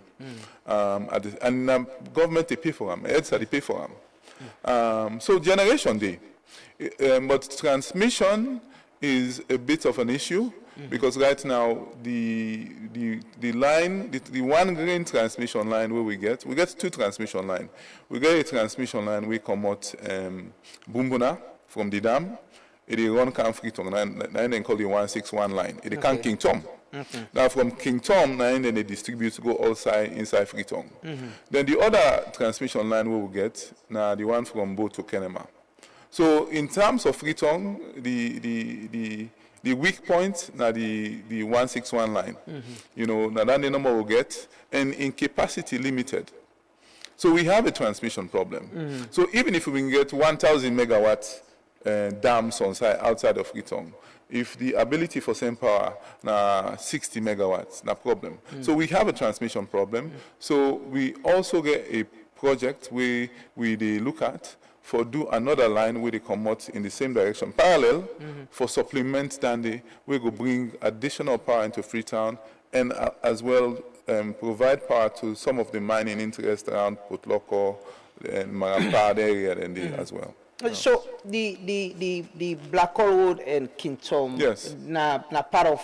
I remember the time when we Kande Yumkela come. EGTC. Yes, it was the need for we do the machine, the maintenance them. What are the status of the Black Hole Road and Kintom generators? They not fix the Kintom machine them, the two machine that we did. And then just done yesterday, fixed the one machine in Black Hole Road. In fact, they don't do the 24-hour test. So they run fine. So now they don't for dump and the other one for fixing stuff. Both of them plants then they will provide, I think, about 27 megawatts of power. It's a small amount, but it's still something. And the fact saying that we get them. But we get for look in terms of the cost to run them. Because not forget say where you light and you get for buy fuel. Yeah. So who's that fuel they come out? You know. So in terms of a backup for Freetown and for government, they will exist. But we'll get for look at the economics of running them at a particular time. So until a net, we can run them for 4 hours for supplement, which we get from all the other sources, whether na the Ivory Coast power, whether na Bumbuna, and now you know say Bumbuna they go down. Yeah. So now it's a one system where the dispatch responsibility now a conversation between EDSA and EDTC, and let the amount of money we EDTC not too much, but it give you the ability for handle acute crisis in the event anything fails, because outside and they no rely on the 161 line. They will go directly into the distribution network. And they not get an issue the way you get the maximum amount of power where they can to Freetown. So, car power came as an emergency. I could recall where the minister forced Alaji Kanja in initial statement was, we're going to use this as an emergency for address with sustainable electricity plan and all of that. But Kappa has been with us. Now we people and now it seems like we and then we owe them boku money. Yes. What's in now you idea or plan of car power? Is it something we should still have as a sustainable electricity plan, or you still see them as an emergency? No. So when the car power came in 2018, it was seen as an emergency because we realized we need electricity, and there was a vacuum. Okay, at the time, we been get two power plants. We've been in progress. We've been in negotiate the Bumbuna 2, and then we've been in negotiate with this within now Nant Energy with AKC. So the possibility may exist. Say, okay, in 2 years. Then one of them plant here, well, the Nant Energy in Akisi go done. So we only need this emergency thing for that 2-year period. By the end of that 2-year period, the Kisi project go done, then we can just give up car power. Unfortunately, life not to straight line. So their negotiation and they're not happen that way. So it happens that we may get for extend, and then I think we'll extend on about 2 occasions right now. I would say, yes, it was an emergency at that time. It's still an emergency in the sense that it is not land-based and it is not stable. But it has provided us with power over the last 7 years. Stable power, sometimes power where they choke because obviously where we don't owe them so much money, then can hot the light power. How much money we for pay? Then you report. Yeah, I ask if it don't increase. This. No, I mean, I think if you calculate, I think it's in excess of 50 million. It's more. I think it's more than that. But we get for pay. Is it increasing or we get a payment plan? What Okay, we do? so in July, government will now negotiate with them. Say, okay, let's sit down across each other. Let's look this money as where we owe.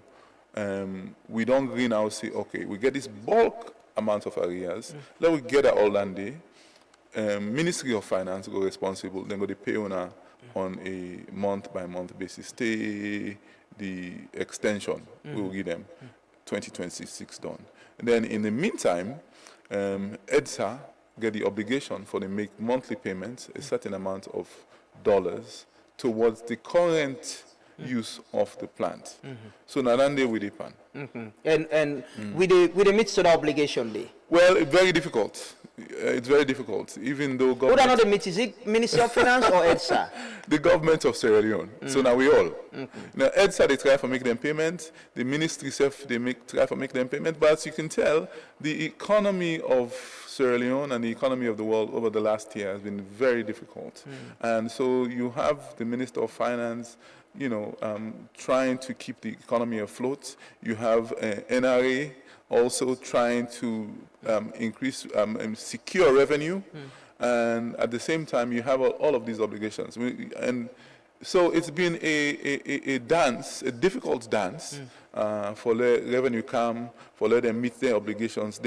For let EDSA self the amount of revenue where they say then they expect, not they meet that threshold day. So it's been very difficult. So we shouldn't be surprised if Car Power say, okay, we're shutting down again because the obligation are not being met. They need to pay the money they for pay. It's a possibility, but not to Car Power no more. I mean, you know, so the obligations. I mean, I don't want to make excuse for government, but the biggest debt of government in the world is the American government. They not take, but they know they feel it because the economy is that robust. We own economy is not that big, so any half debt we'll get, it is shake the economy, and that's unfortunate. But now so we find we safe. Okay, it's a very difficult dance, and Car Power not to charity. Yeah. And one of the issues we can always remind is that then get for pay the fuel obligations. So I mean they don't mind giving us credit for a few months. But when it comes to fuel, the tanker where they can supply the ship, not to their own, they get for pay their money in millions of dollars.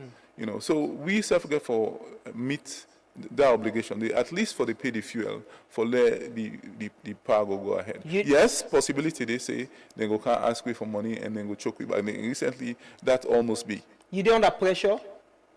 All money under pressure. No. Of course, they're under pressure. Yeah, because forget that, I'm sure the West Africa Power Pool, we owe them as well. We owe a certain amount to the Transco, where we are the transmission company where they bring light. But EDSA they try. I mean, the Minister of Finance and his team, they also they try for let we at least make some amount of payment. So one of the things that the concessionaire, the possible way they can take over EDSA in a few months, where we hope they can take over a few months. One of the other things we will develop now a collection account, okay? Because right now, when you look at EDSA or the sector in revenue, who say all the money they go? Where you buy top up, where me buy top up, where businesses they buy top up, it's like the money just they go lost inside some hole. Nobody know if they get who that they pull the. But you know side they go? The Ministry of Finance gets what's called a interim collection account. So every day they can tell how much money can inside. Okay.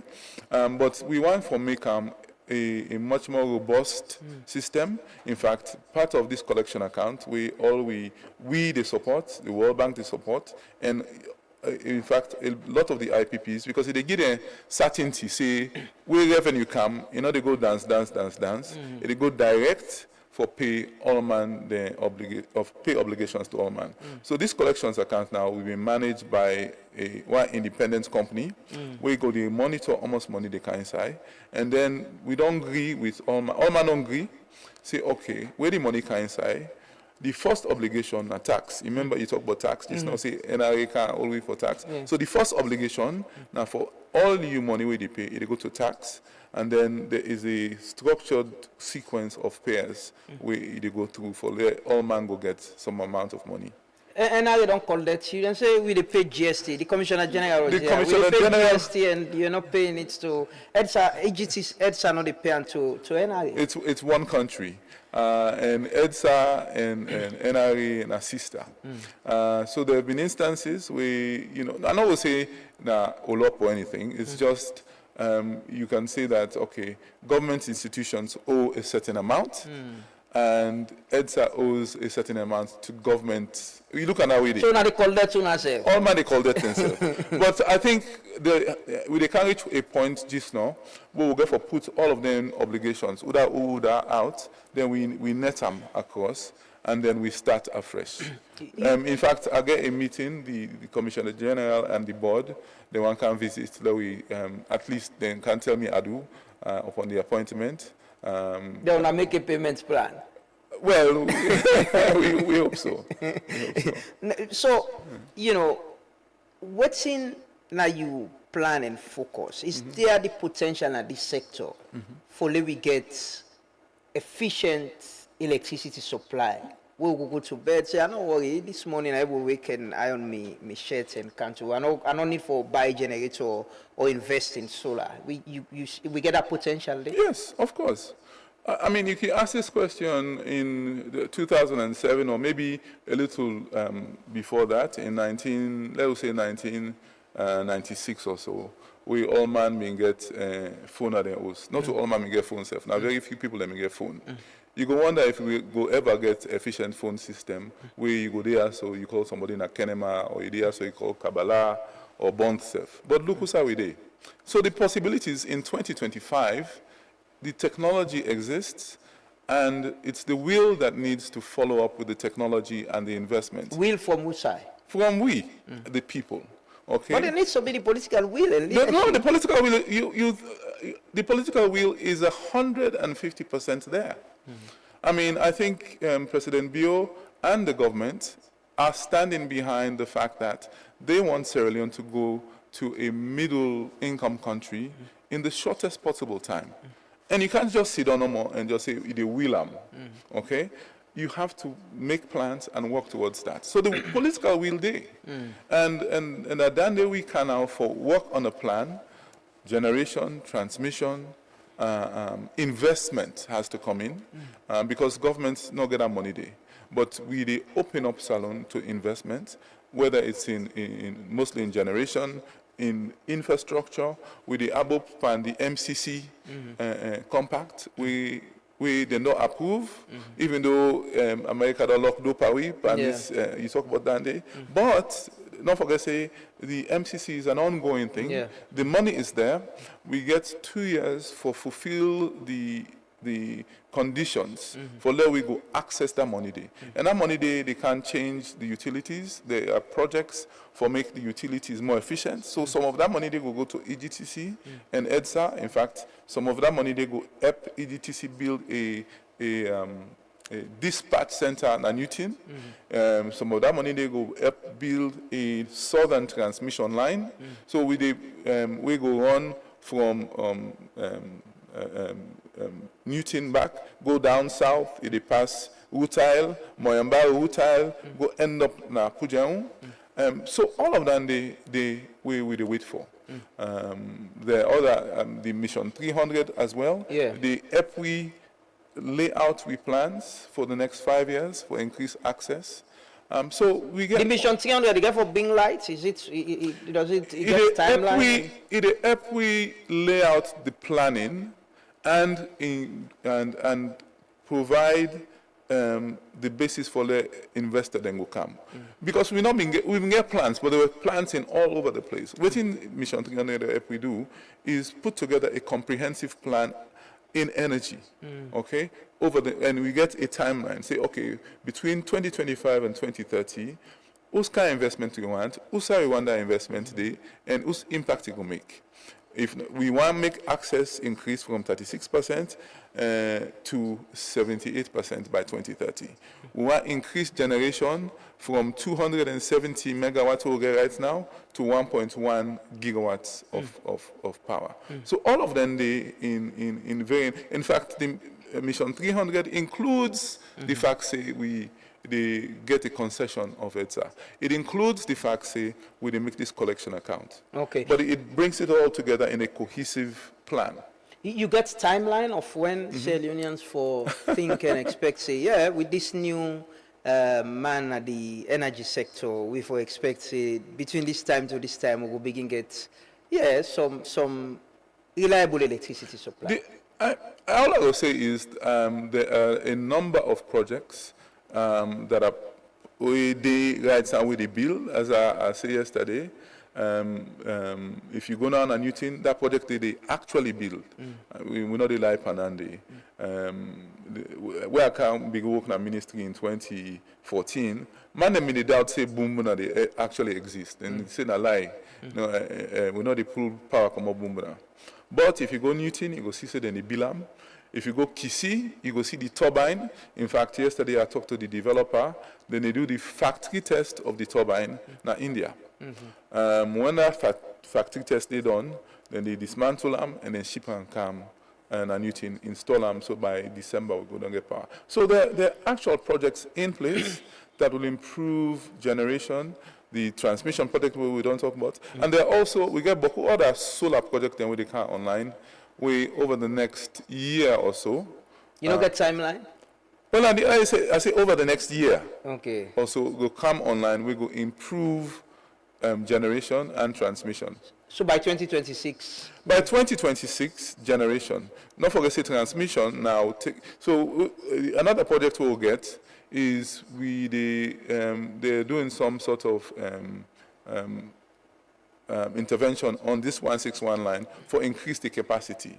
Then by March, April, we're going to increase the capacity of the line by 40 megawatts. So instead of just limiting it to 50 megawatts or 58 megawatts, you're able to bring up to 90 megawatts. So they're incremental projects. So me feel say in a year's time, there will be substantial betterment in the system. And beyond 2026 also, more and more projects will come to make the system and that will reduce reliance on what I could say emergency electricity from car power and other side. Yes. Okay. Yeah. Well, yes, of course. Not forget say car power we get a contract with them. We for sunset in June. And we get for make plans. In fact, right now, my main focus now this dry season. Waiting for happening. Yeah, we can talk about that soon because it's very important. It's very, very important because at the time then they assess the Minister of Energy. Not only a season, but I'll go na the North Week. Want to talk to Bilal, my colleague na. Bilal is between Koinadugu and Falaba, so I don't know side right now. Good morning, Bilal. Yeah, good morning, Mr. Ba, and good morning to the people of Sierra Leone. Bilal, who are you there presently, Falaba or Koinadugu? Are they inside Kabalaton, Koinadugu district? Okay, so then we want to talk to you about the electricity projects and that part there. There's an update where you want to give the public, and we get the Minister of Energy now. It's I think it's the right time. What's in the status of that project there? Well, the people of Koinadugu district don't know they express their frustration over the light issue na Koinadugu town.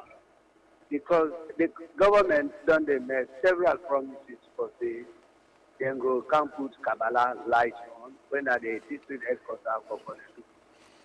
And last year, then the promise was this year December, then go put the light on.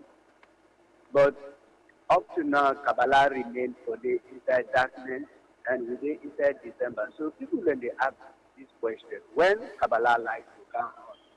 And Kabbalah 9 are the only district headquarters home for now, presently we not their light. And I make you see the transformers and we don't the street. We they see bad them, then they go, then they see some part them and then transformer them. They see then they cut the copper cable. They see other people in the car, then they see other things. Because nobody know the way they see, and the things that they done in that for so long, and they not they serve for the intended purpose. Like inside this match, go down, away match go down and reach fine one. If you want ice block, pass it 10 Makini, now they full ice block, then counter na Konedugu for sale. We get program as the other ice block, na Makini, then counter. So this don't be a serious concern to the people of Konedugu.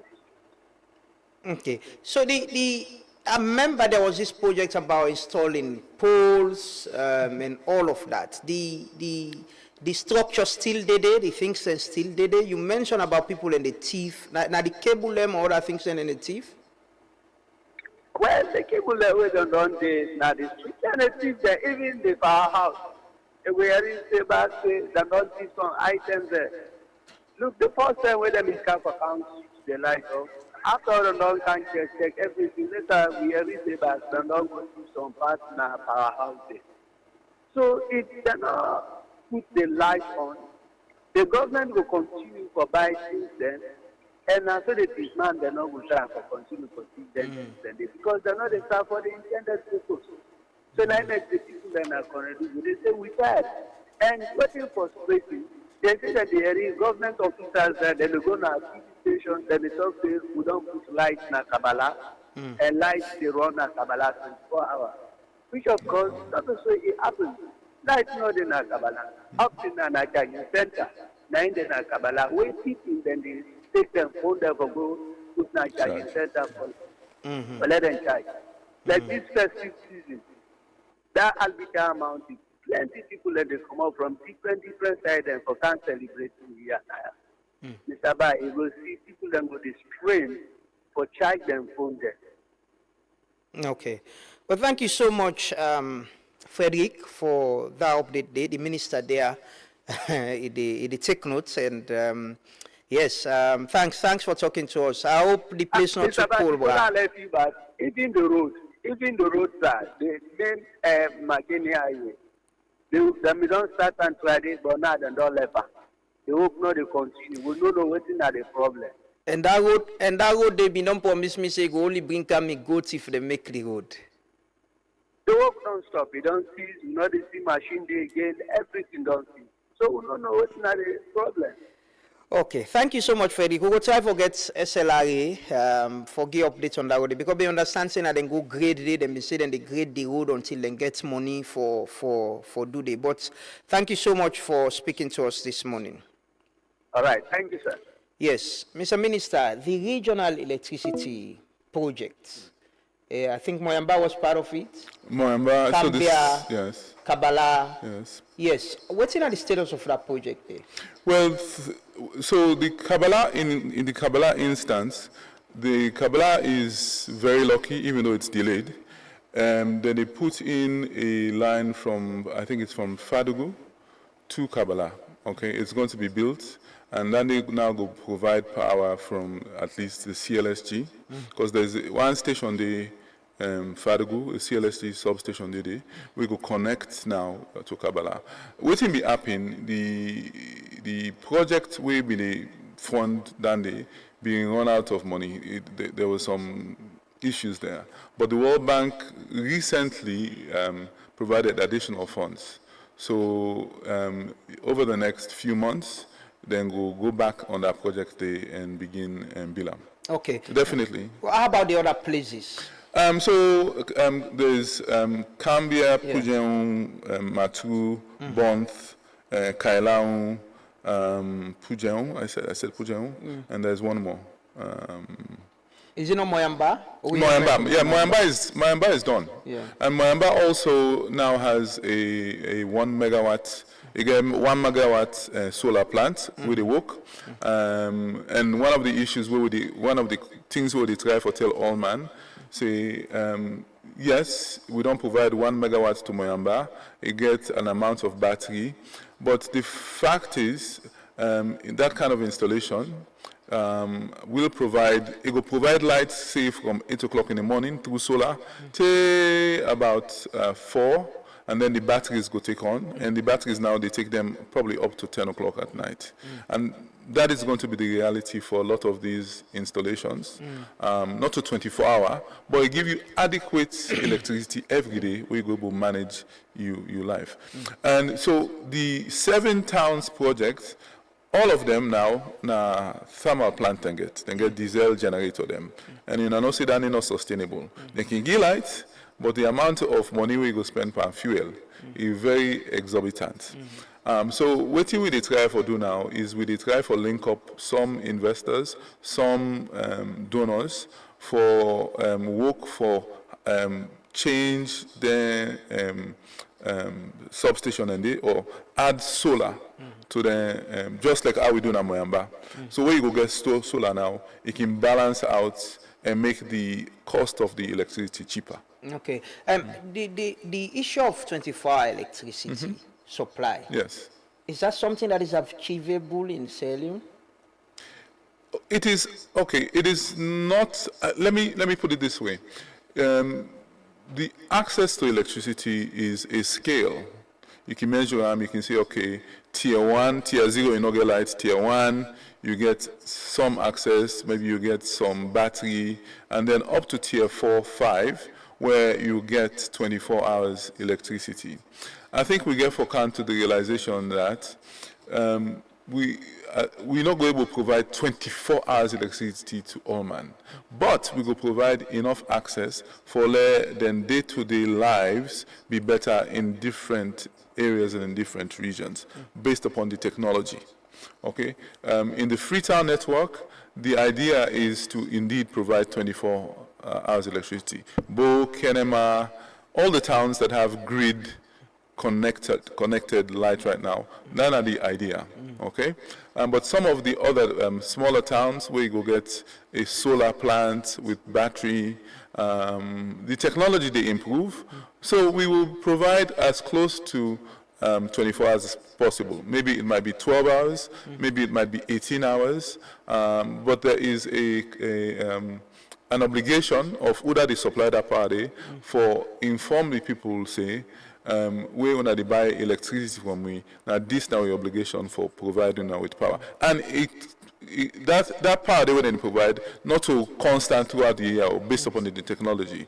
In season occurrence, sometimes the amount of power they give per day will reduce. But on average over the year, you get for tell them say, and the people get for accept say, now this amount of power before they get on a year. Why are we not able to provide 24-hour electricity? Say for Freetown. Like with all the supply we'll get so right now?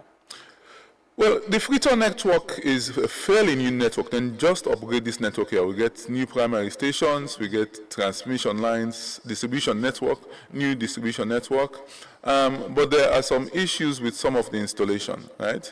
And as I tell you, there's some issues with when you go down to a different level, the distribution network, the transformers, the amount of transformers, the age of the transformers, the metering issues. Now, now we get for fix at some level. We go make the system more efficient, you know. I see EDSA announced very recently say, now they sell meter now. Directly. Yes. It was always the case. But they were contractors. They were companies. I would say about 4 years ago, what me happened, because if you recall, let's say about 2014, if you want meter, now by connection, or you go begin pay money, then they begin to turn you. Then you pay exorbitant amount. So what may happen? The ministry will decide, say, you know what, let EDSA come up on this meter business because there was too much corruption in the meter selling business. So the decision was to privatize that meter selling, and that is what happened. But I think that they don't run in course right now, and the focus now for provide access. Okay, provide the meters in the long run at a very little cost, and in some instances, people then can pay over time for that meter day. That can not go defeat the idea of efficiency, having private companies, like what you now do with EDSA, having private companies for provide the service with efficiency and government will getting revenue instead of getting people them way sometimes open to corruption and connection as well for able to get meter. Within EDSA? Yeah. No, I mean, I think right now, I think there is we have in EDSA, we have a team where they go around, where they provide the new meter also. The fact is, even like in 2014, we're going to do this access to business. And where we meet, now, if you want meter, before you get meter, you get to go pay 10,000 Leone for the form, the paper, which was ridiculous. Which means that you were providing a hindrance for people to get that meter day. By why then they print the paper at the EDSA office. Why you need to go pay 10,000 Leone for the paper? Just give the people them free. So we did that. So the idea really is to remove the friction or the hindrance from getting meters. They now reduce the cost of the meter. So if you go now for meter and then McGee overcharge you, it's illegal. You only pay a service charge of 1,000, I think it's 1,500 for single phase and 2,500 for three-phase meter. And meters should be available for new installations. If faulty meter day, EDSA get the obligation for replace them meters then. So let nobody not go charge you for replace a faulty. As long as there is proof that the meter is faulty, they have the obligation to replace those meters. And EDSA gets enough meter? There are enough meters, yes. There are enough meters. There was this idea about this, I don't know how they call it. This is a special meter where there was a time where they installed them now. They're in big business. AMI meters. Yes. How is that project? Because I think it has been one of the recommendations. I don't know. I think World Bank, one of the recommendations them for to mobilize more revenue. So what they find out is I think 30% of the revenue was they come in from a small number of businesses. So then decide, say, well, if you monitor them businesses, then you can actually and make it easy for them to get lights. You can actually make it easy for predict your revenue. So then when they go and because they meter, then they get a radio chip where they report back on use back to headquarters. So you can monitor the amount of energy where they consume. And you can kind of predict almost revenue you get back. And then they go around now. In fact, I've been there yesterday in the basement at EDSA, where they bring boku meter then can. So I say, why don't they bring meter can inside this building?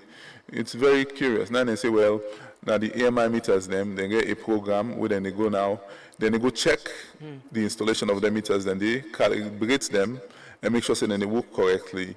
And so it's an ongoing system. You know, this is a sector where several reports, they report, ACC don't get involved, issues of corruption and all of that. What's the mechanism where you put in place for address issues of corruption, efficiency, and let people do the right thing we for do? Because most times when you talk about thief electricity, when they say, now EDSA people and they come and can connect you. We don't sabi how to operate the meter safe. Now then they come and do them. Yeah, well, I think that not two-way street. I mean, you know, we'll just say, as you don't, I wait let the corrupt EDSA person can install them for me. And then because now the corrupt EDSA person can install them, you just now involve. You self-involved in the corruption. Yeah, true. So it has to do with a sense of patriotism. Like right now, also within a salon, nobody can do for we, what we do for we self. So the fact that they bypass the meter through the help of an EDSA or any other electrician, no make it right. Yeah. We get the obligation as citizens, as the contract between each other as citizens, for act correctly. You know, any thief, any bypass, government and they spend $100 and something million for pay for energy. Okay, so if you the thief, then if all man they in corner the thief, half. Now government and we safe with the thief. Yeah. No, that ain't the reality.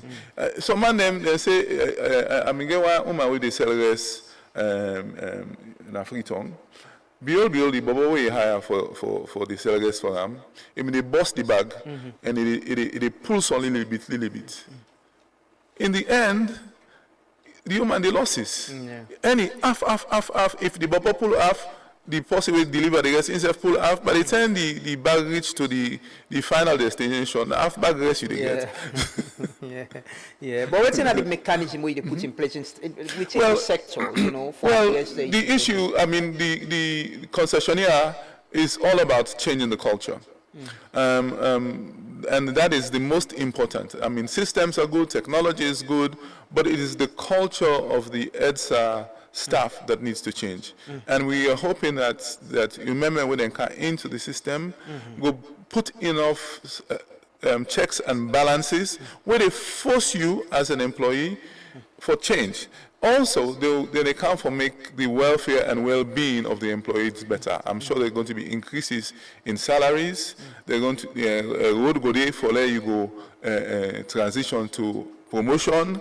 Right now, as in most institutions, na salon, na by sababu. And so it will be very clear, based upon your skills, merits, that if you're a skillful engineer, then go give you room for grow and expand. And so it's not going to be by Udana Ibra for make you the promote inside EDSA. So all of that, they go make people feel better, but the company when they work for. And then they now will change the culture, we hope. We EDSA and Salone in the long run will become a much better country. So the public, we say where they use electricity. You know, you're in that report about tariff. Yes. Should the public be hopeful, say, certain tariff go come down with all the reforms there? Like I say, Liberia, even though the tariff may high pass me on, then just announce it and they lower tariff in July or so. So the possibility there. We also, they go look, the EDSA get the obligation, and the new company will come, get the obligation for go buy the cheapest power possible. And one of the things we, the trade, regional trade in energy, the GIWI, now the ability for buy power from different sources during the day, then call it day ahead trading. So you can sit on a salon, and then our way, the getting electricity is going to be much more sophisticated. You can look now on a salon and look through the WAP line from Senegal all the way, and it connects to Nigeria. You can look the day ahead and see who that they sell electricity at a certain price, and when they bid, and you can bid for an amount of electricity. But this is a much more sophisticated way of looking at regional trade. And I'm glad we as Africans, we as West Africans are getting into that. So you will get the ability for access and buy electricity 24 hours in advance at a cheaper price. So now we go begin balance and play with for provide enough power to the system. We go able to bring the tariff down. The fact say also we go be less reliant on oil or diesel or HFO, and we're with the part of M300 now for introduce more solar and renewable energy, which is cheaper into the system. So all of that now will help we work a system. We will bring the tariff down. We will expect that. Yes, definitely. Yeah. Definitely. I mean, it will be next week Friday. I see say they check you, we will expect that. You're very careful in giving timelines. I don't know if it's from experience. You're very careful in giving timelines na the sector of waiting and go happen or waiting or go happen. Is it out of experience with the time we don't take na the sector? I think every prudent project manager has to have, you can't forget, a sense of caution. You know they can't promise all man, all thing tomorrow, me not for like Christmas, you know, I don't get one magic one where I make so all things change. All we offer is we be transparent in we plans. Now this we get, una can go check them. Now this we expect say go be at a certain time. There may be issues in terms of the delivery, maybe 1 or 2 delays, but it go happen. So I have to, I not go just kaya so and promise say, hey, this dry season is so nothing on the odds. I not go kaya and say by September, all man Africa only get 24-hour light. No, I can make promises that we dey work in the background for improve the system. We dey work in the background for change EDSA. We dey work in the background for make sure say the kind of electricity we dey can begin buy go be cheaper. And it's a work in progress. And you know, unfortunately the Bobo is born 2007. We go 2028. Yeah. Hopefully by 2028, I think that Bobo as a 20-year-old go experience a much better and a much more improved system of electricity. We no go there say lights on car. No, you know, you cannot go understand that language yourself. Anyway, what's in you dry season plan? Like I said, you know, we always they assess, we minister them na the energy sector during the dries. What's in you plan for this dry season? The Amatan breeze don't begin blow. I'm sure Bumbuna Watago the good on now. You know, what's in you plan for this sector? I've been going to talk to Papa God. I say, Papa God, do you have from January till August? Let's read for them. Now the plan and No. Actually, in fact, the issue is the priority issue. Unfortunately, or unfortunately for me, the first 60 days, or first 6 months actually, they fall squarely within the dry season. The first 6 months? Yes, look, from January to June, 9 and day. Yeah. So that then me focus for make sure say we put our arms around the delivery of power over the dry season. As I say, one of the main projects that we will look at, now this solar project we will complete now Newton. Ingo provide 30 megawatts during the day, and it has battery backup to give us a certain amount of coverage during the night. And then at night, we will get either the CLSG, we will get some of the generators, the EGTC generators, for provide electricity. But it's a balancing act, okay? Somebody may quote me say, we go get blackouts and we go get, yes, we go get blackouts. There's no question about it. But I think what we need to do as a sector, now for communicate very clearly, whose time we go get blackout, whose time we go get blackout, and for how long. We now they try for make sure say we get a system in place where we're able to respond and predict, not to predict, and schedule the blackout. I think one of the things that people like is we all man like now certainty. Yeah. If I tell you say tomorrow Hill Station also with this, so on another get lights from 8 o'clock in the morning till Saturday. You can organize yourself. But what it really happen is that unpredictable thing, you can just go VAP. Then, you know, you begin call Mr. Minister, no get light, so you begin call people at EDSA, and then substation them, but send light for, you know, that should be a thing of the past. Because once you bring in certainty into the system, people know, say, I'm not going to begin on after the Bobodena EDSA down yonder.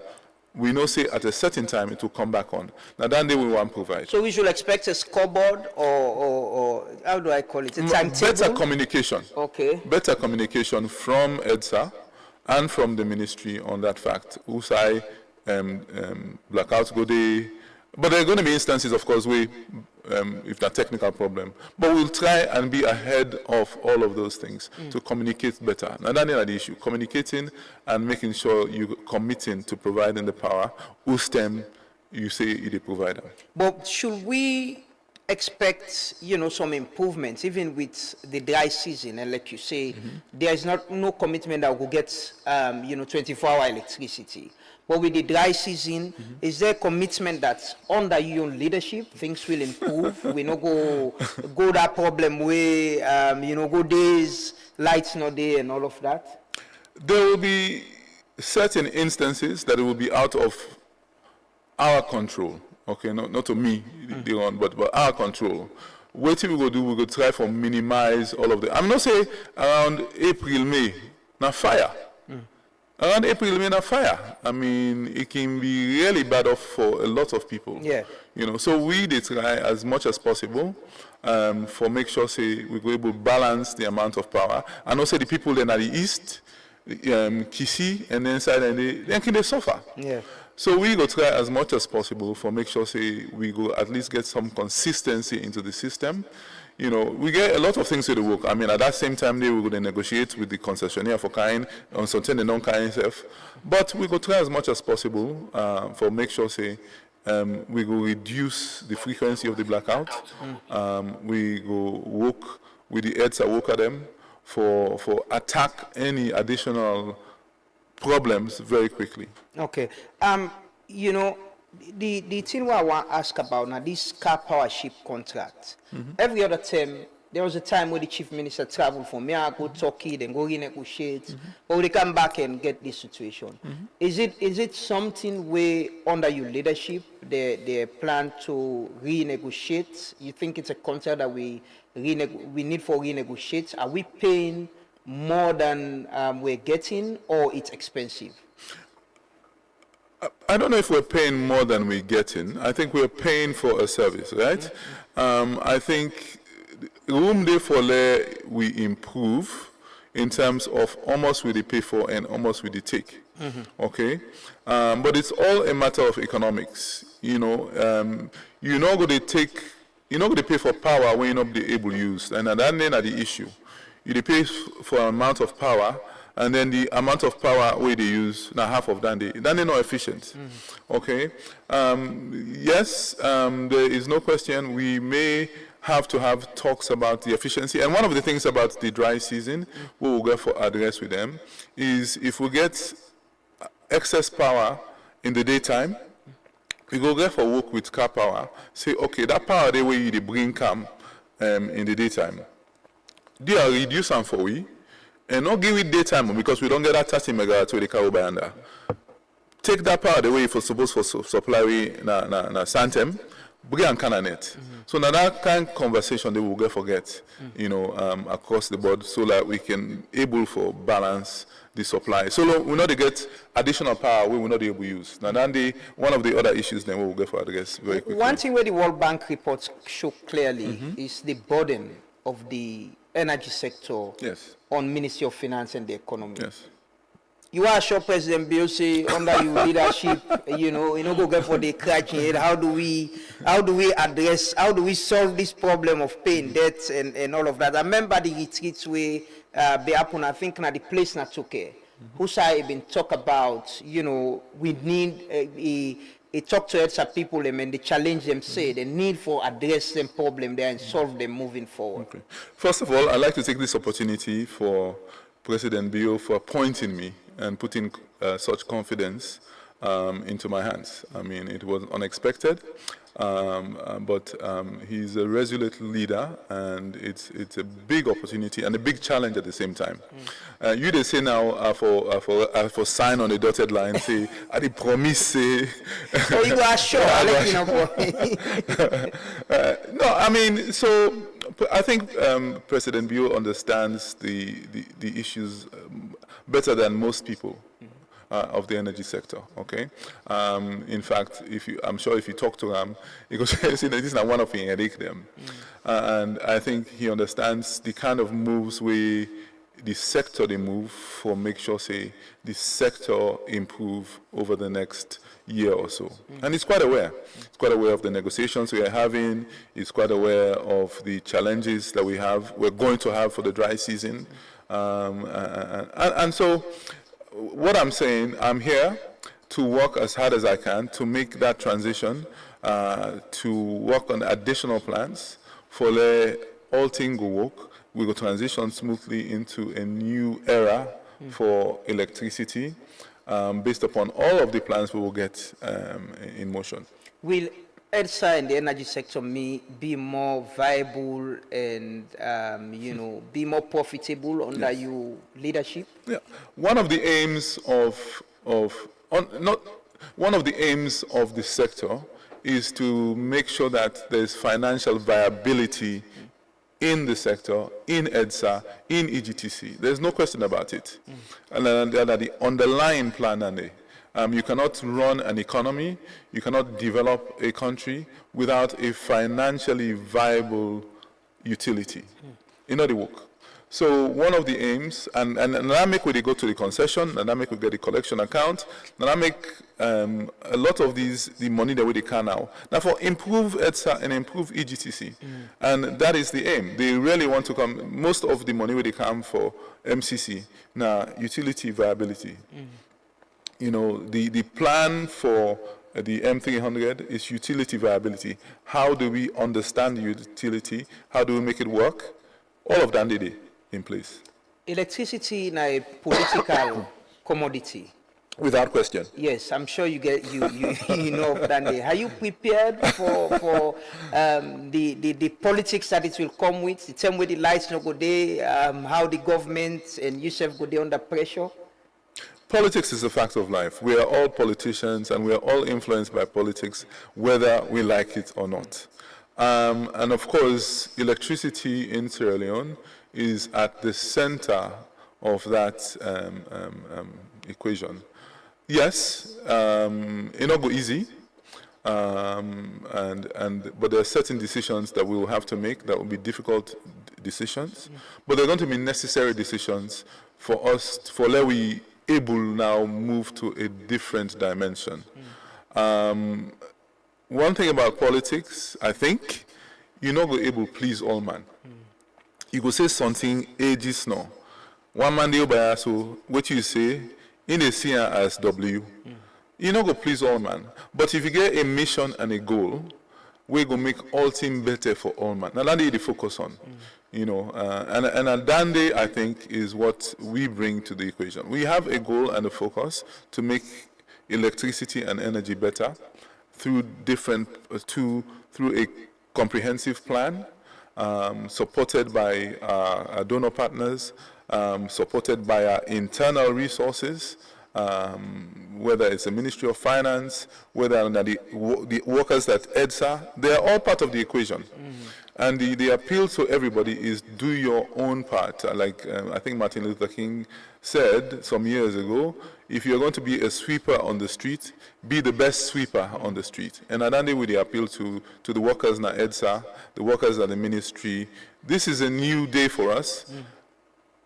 Nobody know they can do and for we. Now we get for do and for we self. And I think with that sense of patriotism that we need to now push to a different level for let we help ourselves and move the equation. Not to me one book. Yeah, now I want to ask the level of collaboration. You get the presidential advisor on energy, Dr. Yumkela, we don't serve now the sector before they appoint you. You get the board as well. What's in at the level of collaboration, you know, for align on ideas them and plans them. So we go achieve the things and we do. It's all about teamwork. All man no in position. Not so all man they go begin score goal. Not the goalkeeper no they can decide for play midfield. All man no in position. There's a new minister in town who's going to be responsible for making sure all the resources line up, making sure we make the right plans, and that is the way we're going to work. I know they can't dictate what other people then for do. They take enough information into consideration. And person of what dictates to you as well. Well. No, I don't get all the sense in the world, though. Not to say they will dictate to me. They can offer an alternative way of looking at a problem. And as a project manager, as an administrator, you therefore consider alternate options.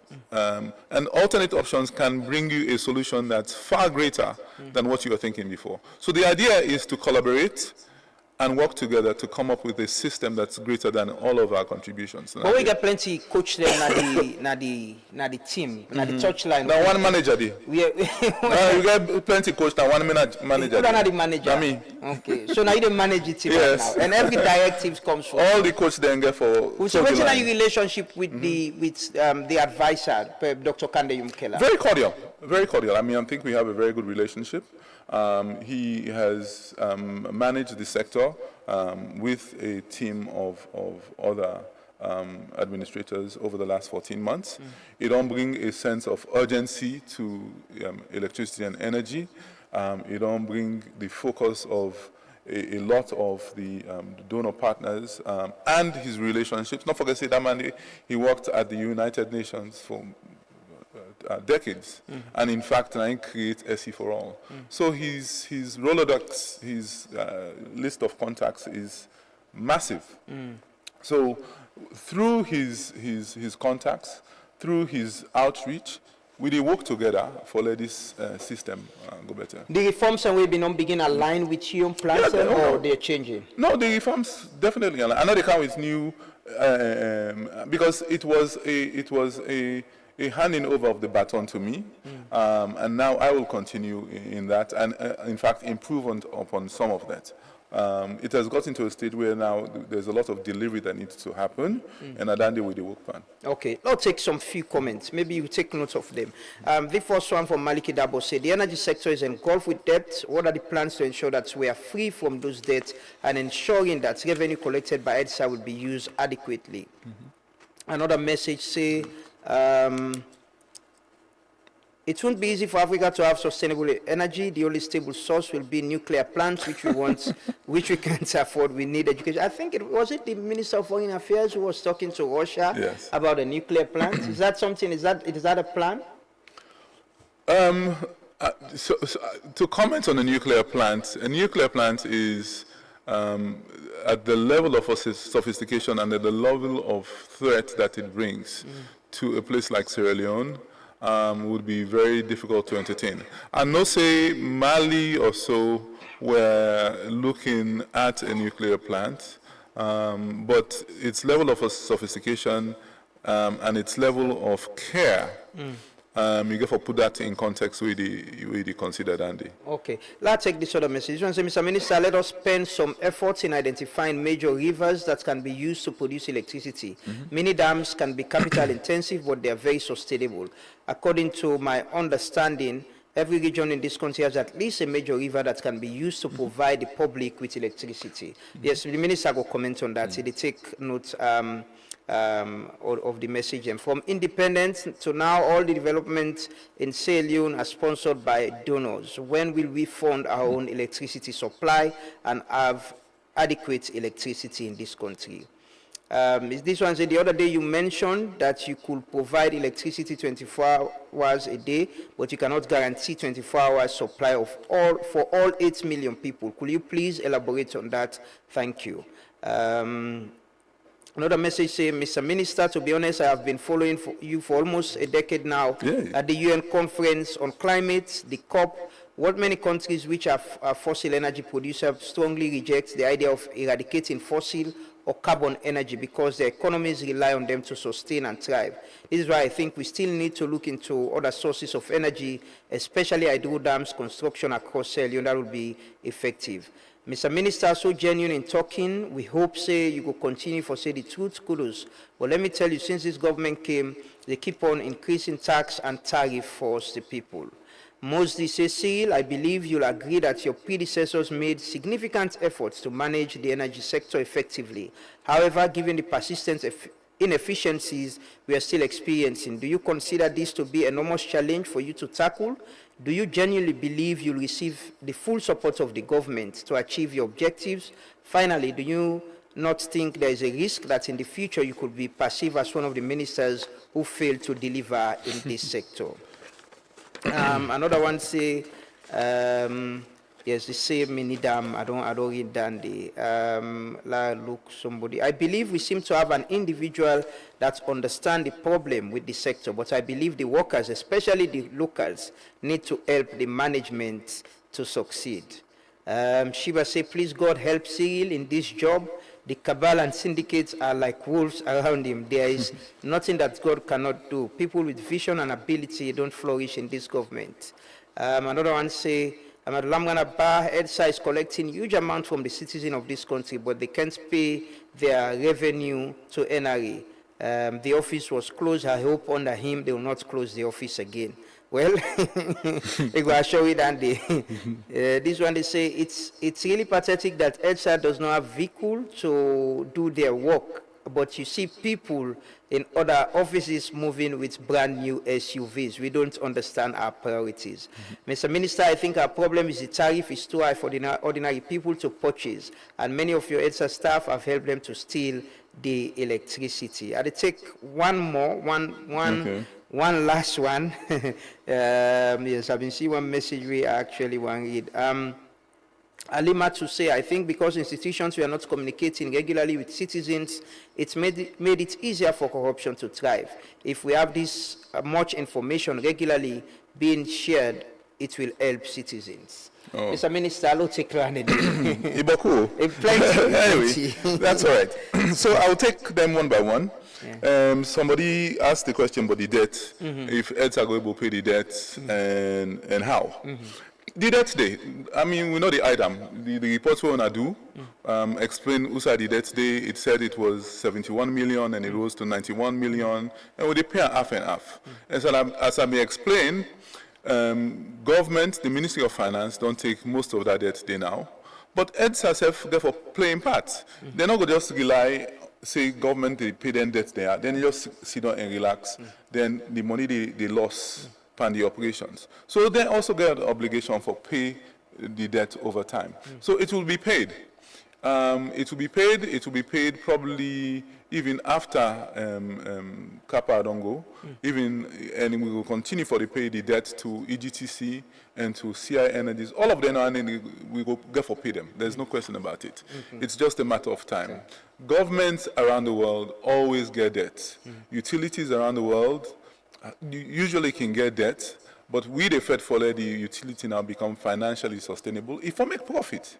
And so hopefully by that transition, the debt and the subsidy will be a thing of the past. So now work in progress. Dynamic where they can get the concession, dynamic where they can do this collection account, all of that now the approach now for handle this thing into the future. This thing about nuclear plants, I will not answer. Yeah.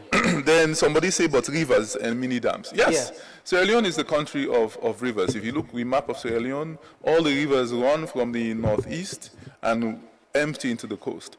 We get a study where they don't do for years now about the hydro potential. And we have huge hydro potential. The only issue about hydro potential and hydro plants is based upon the type of hydro, they are seasonal. So you go get Boku water, they flow, then get run of river. Boku water, they flow during rain season, then dry season now, you begin suffer. So we encourage investors, and some of the projects that we will do will be hydro projects, because a lot of what's in the happening, we know they see a lot of hydro project development. Most of the things that we see are solar. All man can bring solar and install. And tax don't come off as solar now. Yes, so then they go now make, which is good. Yeah. We will make investors then come, which will help a lot of the villages and towns get more access to solar products and solar installation, which is good.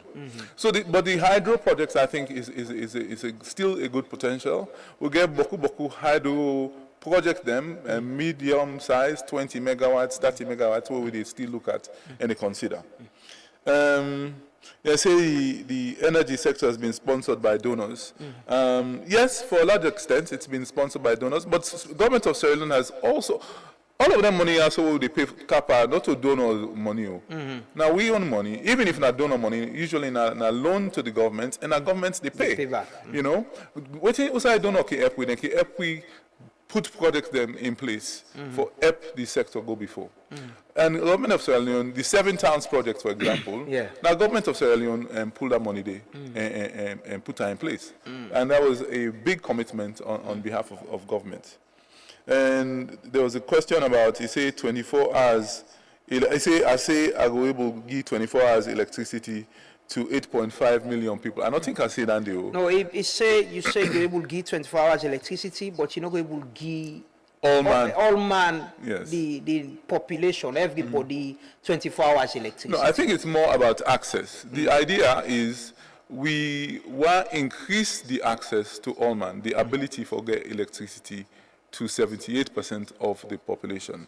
Now, in some of the towns and some of these installations we get for upping, we go give access to electricity, but it not necessarily go be 24 hours electricity. Okay. All right. So and that's now reality, Dandy. If you get generator now you also know the light time for 24 hours because it's going to cost you. So you now get for look and by your pocket determine, say, okay, I can light my generator, and this is not a metaphor. I can light my generator for 6 hours because every day, and so I go do them. And also, government where they give you light, when we install solar plants or solar mini grid and battery, now that kind of way they see, depending on the size of the town. Some tongue them, depending on demand, go get close to 24-hour electricity. Some tongue them go get, based upon the size of the plant, they might have 18. So that sense of reality they will get for deal with. Okay. You get other questions, sir? Tax and tariff. They say the tax and tariff we government they introduce too high. There's no question. I mean, but someone has to pay. The citizens have to pay for the services. It is high, but we try as much as possible for reduce the cost of electricity. There's no question about that. You know, we don't want to overtax people. And one of the ways we want to do that, then call this cross subsidy. We get a plan now where we look at where we want provide most of the mining companies, if not 100% of the mining companies in a salon, then they self-generate, then get their own big generator plants and then they buy diesel, then they buy HFO, then they give themselves power. Now, if government of Sierra Leone, if we come up with a plan where we can actually put transmission lines connected to we own generator plants, or even for buy power from Ivory Coast or Liberia, or hydro project inside Salon, we can sell reliable and consistent power to these mining companies at a fraction of what it costs them. And if we can do that, then go pay we, and that excess money they will get as profit and go up for subsidize. In fact, we've been get one mining company recently we've been supply power, but now that mining yes, it don't close. And that impacted EDSA substantially. But now that end of the plan, the ability for we transmission system, we network, we reach all of this mining, and not only mining, agricultural producing areas, and also areas where we don't designate as industrial zones. You need for providing reliable power from layman and can invest. So that end of the plan. Okay. You get another question there or something? I don't remember what you write. It's inefficiencies. If the staff they in line for support me, I believe so. All my work towards a goal of making EDSA better. And then they ask if Mina will consider myself as one of the ministers who failed where I take the job. The job needs to happen. A Sierra Leonean needs to take, the thing that we don't want to do as Sierra Leoneans is for always sit on a corner afraid. If President Bio give you an opportunity for serve your country to the best of your ability, take charge and move. And I think that is really it. I mean, if you feel, say, you get the ability and you get the skills and you get the integrity and the determination to make a difference, you know the member failure. You know the member failure. Because if you not try, you're not going to know. Someone needs to someone needs to, you need to do it. But we cannot think about failure and just sit in a corner and, and not do anything. So that's the way I look at it. Revenue to NRA, we work with NRA, we will pay them. Then self-get for pay we. As government. Yes, we call that reserve. There's no question. So NRSF owe... Not to NRA, government. Okay. Or EDSA. And I think we understand, say, there's amount of cross-settlement we get for APIN. Almost you owe me, almost we owe NRA. And I think we have to do it in a coordinated and civil way, rather than they run now, then go lock EDSA Domot, and then when you look at the books, ministries and MDAs owe EDSA millions and millions. So we get for sit down and understand that, and the millions we government owe, then pay, and then we settle and then the balance now, we come up with an amount. I think that's the way to settle it. But going forward, we will don't do the collection account. At source, or within that system, the NRA will get money automatically. There was this, recommendation with the Vice President gave some time ago, now one budget here in that. MDAs, because the allocation, they get money for electricity. Exactly. Say, Ministry of Finance cuts and directly and pay to EDSA. Is that something you think? I think we are in a position to consider all of those solutions. You know, one of the biggest solutions, of course, now for all ministries, all MDAs go get prepaid meter. And begin pay for light just like everybody else. Where we meet with Uganda, then say get is similar, but there are certain instruments of government where you know go put that pan. You know go put that pan hospital, you know go put that pan military. Then go pay eventually, but you give them a different structured payment term, so you know go affect the provision of government services and security. You know, Nadandi you want to do. But on the whole, indeed, working with the Ministry of Finance and the budget, we will come up with a scheme. I don't know if now then they pay we in bulk or then they pay the meter them. You know, something has to happen for let all man go pay them required. So they don't go now. Yes. So that thing about who no go there. No. You get any other comment? They say vehicles na EDSA. Well, I for make a correction here. EDSA over the last 6 months don't invest in a number of vehicles. Where a lot of the workers now they use, but there's still a need for more. There's no question. Okay. Let's take this video quick. We can close. I appreciate that we don't start the morning and up to this point. But let's take this video quick. I'll ask you a question, then we try for close. Let's take this quickly.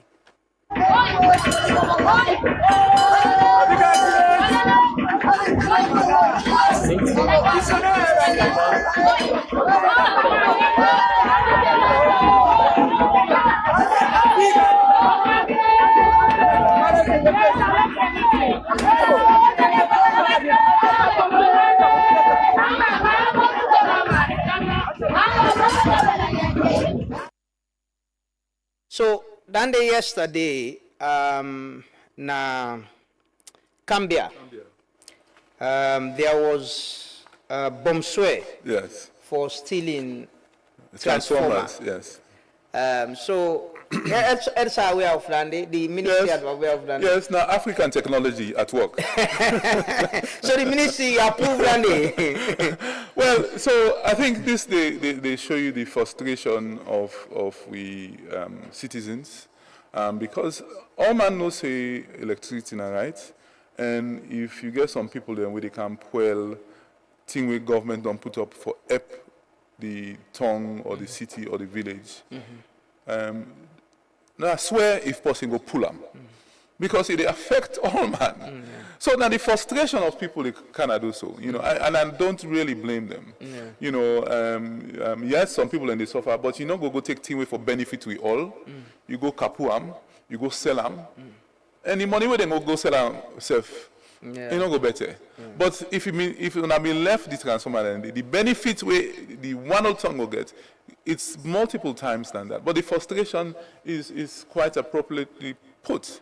And if you be say the African technology go work, you know, by any means necessary. Yeah. And yesterday the chief of staff of the army staff visited me and we work on an MOU. And I think one of the areas that we will collaborate is security. So I'm quite hopeful in that. I was quite impressed about his proposal and willingness for work with we. And I feel say that they go very appropriate. So over the next few months we go sign an MOU with them, so that a lot of these installations will be protected. Will be protected. Yeah, one of the things way Alaji Kanja been continuously talk about now the vandalization and theft, you know, and even get some understanding with the judiciary, then we get a special court and all of that. Is that something that we need for looking into? Because it's happening, it's happening. Yes, we need to do a special court, because what's in the happen when they go catch person and the thief meter and all of that, they can't go to the regular courts, then they go, the period can long, then put in a Pademba road, and it's a long process. We need to get to the core of the issue, charge them people and they quickly, see the case quickly, and keep on mounting pressure on all of these people who are stealing, so that when they catch you quick one and don't go inside, then charge you, begin pay. And we need to not make that the part of the regular court process we extended and long. And we support that process for actually install or work with the Chief Justice and the Attorney General for institute a special electricity crimes court. Yes. You enjoy this job? 3 weeks into the job. No, so that's a good question. I like that question, Dee. I don't do that the job for 10 years. Yeah. So if I don't do that the job for 10 years, it tells you I enjoy the job. I don't do that this position for 3 weeks. Very different. I would say very different than when I'm in consultant and I'm advisor. Right now, I don't get side for eye. So I'm but I get a good team. I get a good staff at the ministry, and I think any pressure we may feel, now we all feel them, and I think we will see. We hope that over the next year we can deliver. You under pressure? We all do under pressure. Of course, they under pressure. There's no question about it. If I know we can't sit down and say, "Laddie, that no, well, they are easy safe." No, there's a lot of pressure. There's a lot. Yesterday we went to an event at Mintumani, and I panicked because His Excellency was there, and if the lights be hot, for one Canada. So I made a call, and they had systems in place to support. So now, not only Usai President Bio Godeo, but Usai all Monday na free tongue, Usai all Monday any way light day, with the panic for the complainer who can say, hey, we no longer light for 3 days, we no longer light for 1 hour. Now that sense of panic day, we all work with for the lights go better for we all. You phone the ring plenty. You phone not big. Uncle Kanja say the other time say, even a net you go to sleep. Sometimes one colleague go call no more. Pa lights don't go na me. Then it are your terms of reference. Buy top up because you phone get for the ring. Yeah. So that present be a message to you. This is a sector where you don't serve, you've been the oversee and all of that, and you then at the position now. What's a message to you? His message is really work with everyone, create teamwork, create an environment where everybody contributes to the best of their ability for this team to go better. His expectations is that electricity should improve without question. Can't put me here for can't begin sit on and kind of radio and television, they talk. He put me here for work. But the reason I come on television and radio is to explain that we all have a job to do. Not to me one, now the 8.5 million ministers of energy. All man are minister of energy in a salon. So I salute you. It give you timeline? Well, of course, the timeline is tomorrow, get it done. So as a Minister of Energy, your timeline is get it done as soon as possible. We not get time for waste. That is the timeline. The timeline is not wait till September. The timeline is attend to all the problems, make sure that you're working continuously, and making sure you're getting to fix the issues in energy. The timeline is really tomorrow. What thing you hope for this sector? Like you said, in the sector for 10 years, and now you're minister. What thing you hope? The hope for the sector is that it transforms itself into a sector that we don't have to think about. You know, before you wake now, let you put on the lights. You go America, you wake you host America or England. Or South Africa. Well, South Africa not a good example.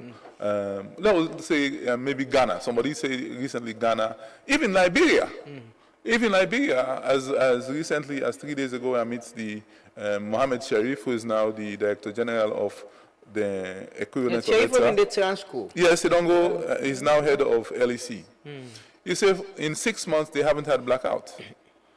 Me real dream now for that we able maintain and make sure so we provide enough power. Where we self can bluff say 6 months don't pass. That's the first step. We not get blackouts now the system.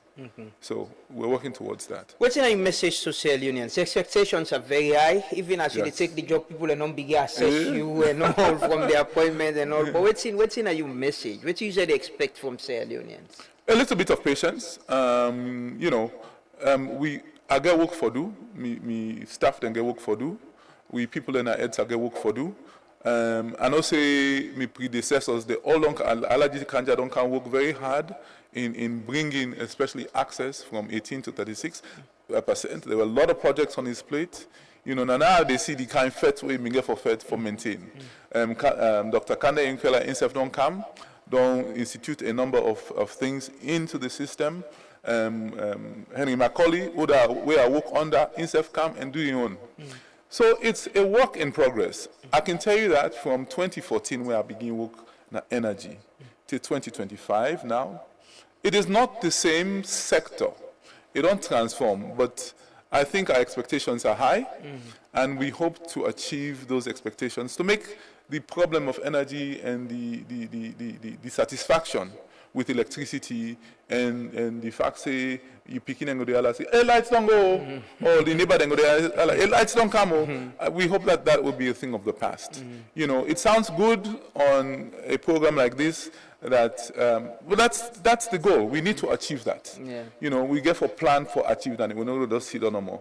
And me hope that is that hopefully in my tenure, I can achieve that. You know, me not a magician, but we go work as hard as possible for let we achieve a level of certainty and provision and transformation in the system. What are we output of electricity presently? I can't tell you the numbers. I'll go for talk to both EGTC and EDSA, and EGTC, EDSA, and Transco, but I can get you that number in terms of gigawatt hours per year. All I can tell you is now, in terms of installed capacity, we get less than 300 megawatts of generating power. We hope for increase that substantially within the next 5 years. What are we demand? What are the demand? Okay, we get suppressed demand. Right now, if you look at the system where they supply, where is it? Wait now with demand. 1 second. In the Freetown network, which most people watching now go to consider, the nighttime demand is about 75 megawatts. The daytime demand is slightly higher. It's about 78 megawatts. Okay, but that is suppressed because part then they na the east, part then they na the west after Sussex. They not get light too. They not get no cable, that's not the good day. So when you connect all of them, place then they into the system, part of the rural urban area, and Sierra Leone as a whole, I think our demand will increase substantially. And I make we the plan for provide additional generation over 1,000 megawatts in the next 5 years. So the demand there, but it's suppressed demand. The demand not enough. I mean, the generation not enough for meet the demand. So and electricity, the more you provide generation, and the more the demands they increase. Okay. So 70 megawatts, I'm sure if you look out just in the urban area, Freetown urban, Freetown rural, it's probably in the region of about 300 to 500 megawatts of demand easily. Because not forget say, so industries then they at this area, so then they self-generate. Cement factory they self-generate most of the time. The people when they provide, they make rubber. Miller. Then they self-generate. Boku industries then they self-generate. And if we can provide generation and reliable power to them, the demand in Africa will increase. Yeah, hopefully. We want to wish you the very best and hope say the next year we'll get you for say now, yes, well, after 6 months you don't get reliable power supply, and we're hopeful. I hope make we all day and I hope make una self the take their job there for creating our own impact and change things. Like I can always say now, nobody know they can make this place for you. Nobody, no country, not the way then they tell you say now people in commerce on side and go make clear for them. It's Leoneans need to make an effort, but we need to get the political leadership as well. We now people like they provide for change things, because me I clearly believe say na leadership no more. Me and me party don't care argue about that. But me just believe say na leadership they change this country, because if you lead by example, you show say you not the leader, you can work on time, you not corrupt, you do everything right, you supervise what you for supervise, then people will change. Definitely. The tendency for people follow the leader and change the right way, it follow them follow and back from bad. It is very clear. Well, thank you so much, Mr. Minister. Thank you, Lamana. I appreciate you. Thank you. I want to also thank you for the pledge where you read at the beginning. Yeah. If all man need to say that pledge day every morning, you know, for Salone, I think we will get to a place, because you go always they feel Salone for all thing we do. Yeah. And I don't need the mission. Yes, we do that every morning. A part of our civic responsibility. Indeed. And for sure say we pledge with love and loyalty to this country and go put them above all else. The minister they left quickly. I'll come back and can close. Thank you so much, Mr. Minister. I'll take a quick break.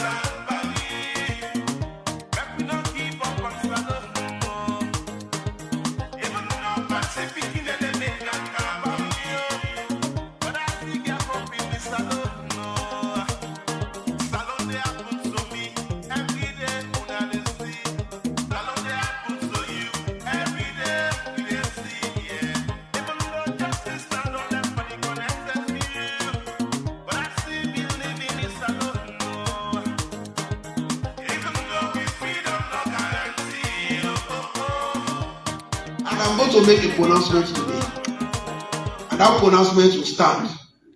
And I'm sure I will want that pronouncement after with my boss, the speaker. From today onwards. It should not just be a pronouncement. It should be. No, it's not. Maybe members will move it as a motion. But I'm going to make a pronouncement, and that pronouncement must stand. From today onwards, whether you are clerks at the table or you are a staff of this parliament, if you are a lady, if you are not wearing your skirt, don't enter this chamber. Don't enter this chamber. Don't come to this chamber with trousers. Don't come to this chamber with miniskirts. It is disrespectful. It is don't do it. So if you know you are working in this parliament and you are a clerk at the table, please don't come to this chamber with trousers or miniskirts. If we don't respect our institution, how do people treat our institution? Mr. Speaker, sorry, please, before you call on Madam Minister, I know you have ruled already on the dress code for workers, but there are some dress codes, Mr. Speaker, that we call corporate suits. Like you have a suit and trousers. That's official. I don't know, but that's accepted worldwide. I don't know. Perhaps that needs clarification, Mr. Speaker. No, you see, even in the judiciary, they have leaned back to certain dress codes, but they don't change certain conditions. Yes, yeah, female lawyers can have their corporate dress. The only thing that is not tolerated is actually displaying this part of the body. But if every other part is covered, then you're fine. You see, the thing about the corporate dress is Mr. Speaker, the thing about the corporate dress is it shows the anatomy.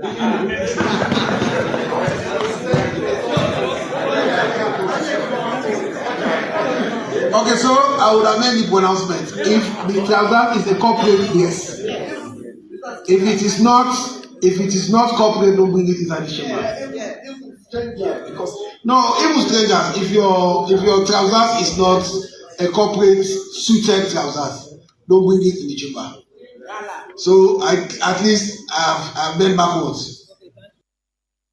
That's the Deputy Speaker of Parliament, Honorable Ibrahim Tawa Conte, yesterday in the sitting of Parliament. Parliament don't ban the use of trousers and say short skirts.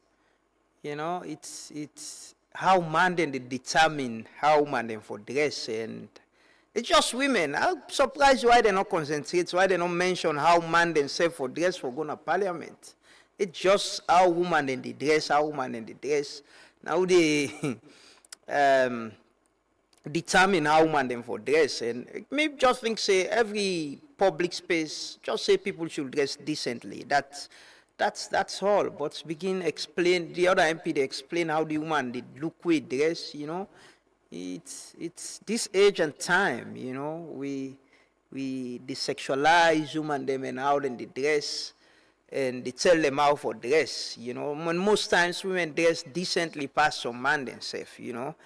Yeah, it should just be dress decently and come. Don't dress indecent way to come here, because everybody for understand how for dress for go na public places. But yeah, that's it. Just want. I'm very sorry we're not able to take the calls then today. But earlier I've been talking about the ban where the U.S. Government put per we. I see Sarah do, let's just see if we can pull this up. Then do a very good analysis where I think we need for sure the public, and see we can just use that for close quickly. Yes, Simon can pull them up. Sarah is saying do a very nice analysis. It's U.S. immigration actions on Sierra Leone. March 20, 2017, termination of TPS. They end the temporary protected status for Sierra Leoneans due to the Ebola case relief effective May 21st, 2017. I remember the TPS. The TPS have been the Ebola. That was when I went to the US where somebody told me that I can use the TPS for stay. I remember, yes. So that gives me some understanding about the TPS program. In September 13, 2017, visa sanction imposed restriction on visa for Sierra Leone officials over deportation, non-cooperation. So with the previous regime, them be one deport, now the 10 and they would count them 2 Caribbean them. And one deport some Sierra Leoneans them from US where the government no be one accept. So that time they then 2 Caribbean them become we been there. In June 2025, visa validity reduction, certain visa duration for Sierra Leonean travelers. And in December 2nd, 2025, immigration application pause. UCIS halt processing of immigration applications. So in June 2025, now that end we get the partial, what I've been talking about, the partial suspension of B1, B2 visas. In December 2nd, 2025, immigration application pause. Then Sierra Leonean same way they apply for the citizenship and green card, then pause then the December 16, 2025, full entry suspension, ban on Sierra Leonean nationals entering the US with exception for current visa holders. Well, this just don't clarify. We will get visa to attend and go allow we for, for go watch World Cup.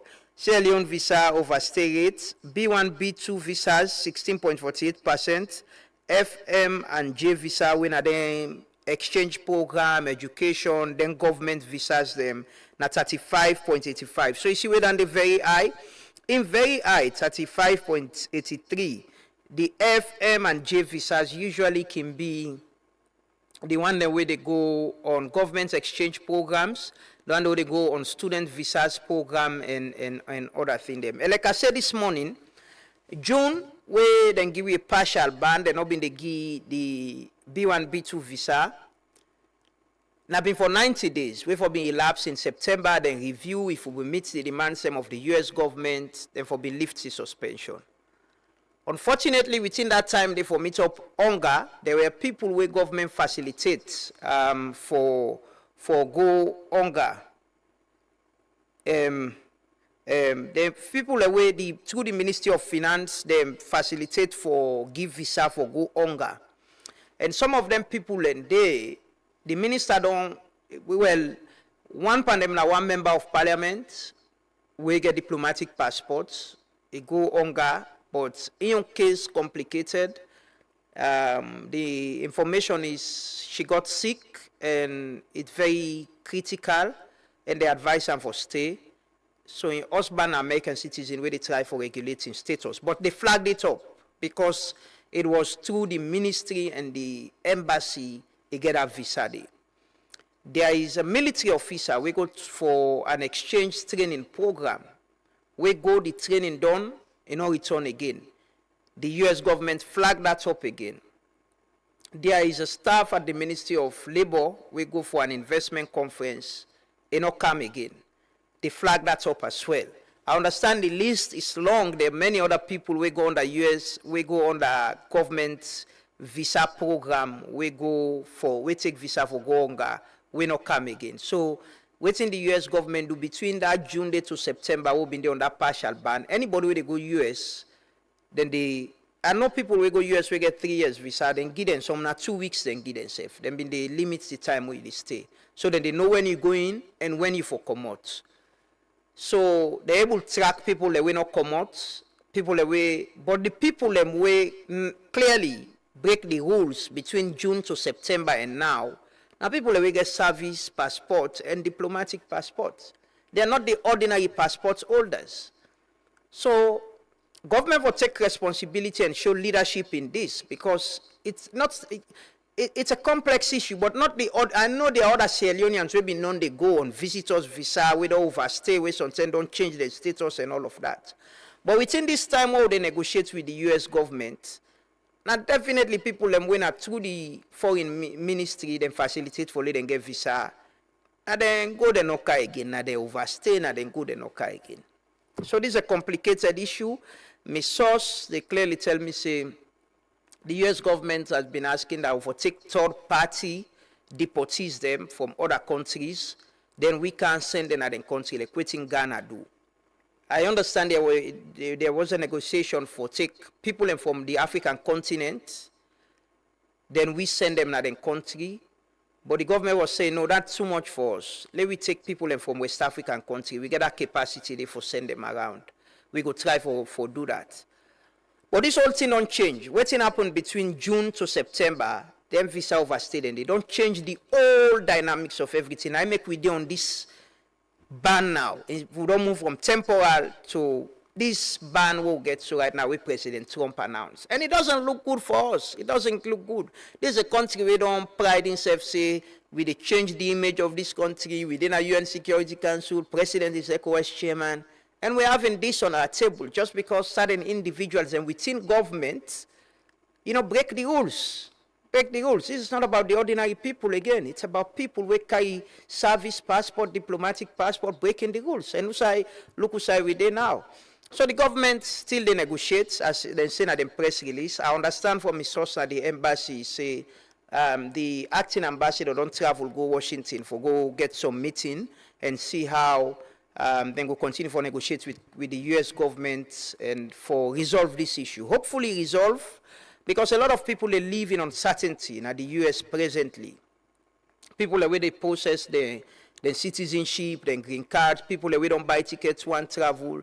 And Sierra Leoneans themselves, people the way win DV, people the way want go study, genuinely, it has affected them. So it's a critical issue, it's a critical situation. But some of us have been raising this alarm from today. We see how people they get visa for go UN General Assembly. Then they go, then they go, then they go, now then they dance.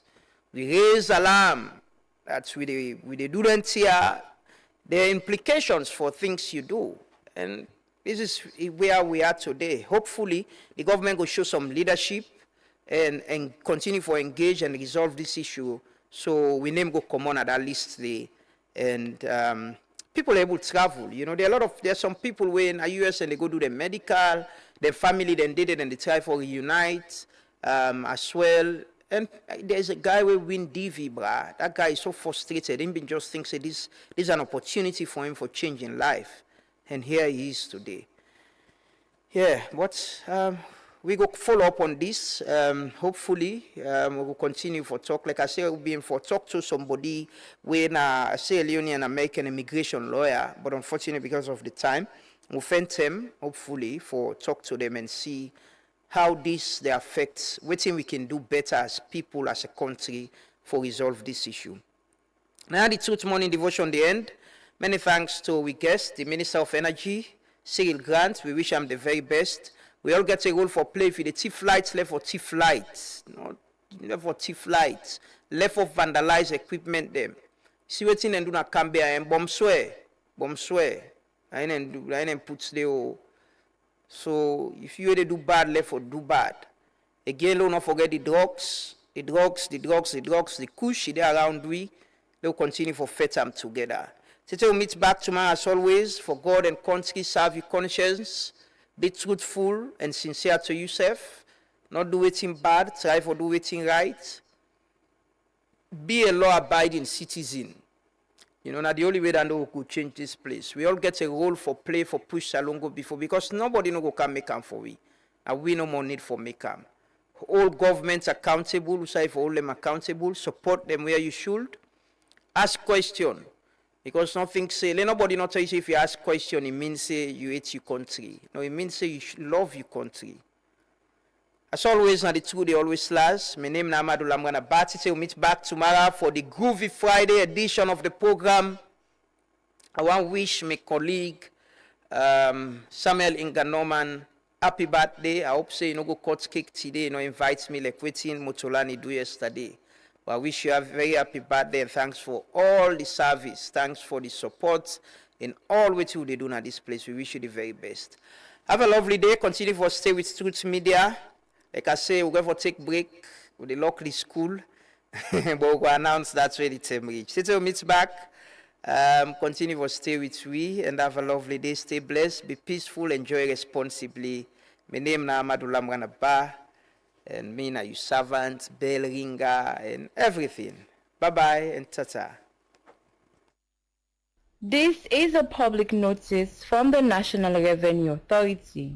The National Revenue Authority (NRA) hereby reminds all taxpayers, accounting firms, and tax advisory service providers that for the 2026 year of assessment, which commenced on the 1st of January 2026, all business entities and clients are required to file their budget revenue estimate through the Integrated Tax Administration System portal in accordance with Section 113 subsection 1 of the Income Act 2000 as amended. The filing period for provincial income tax estimates is the 1st of January to the 31st of January 2026. Please note that where a taxpayer fails to file within the stipulated period or where the estimated file is grossly under.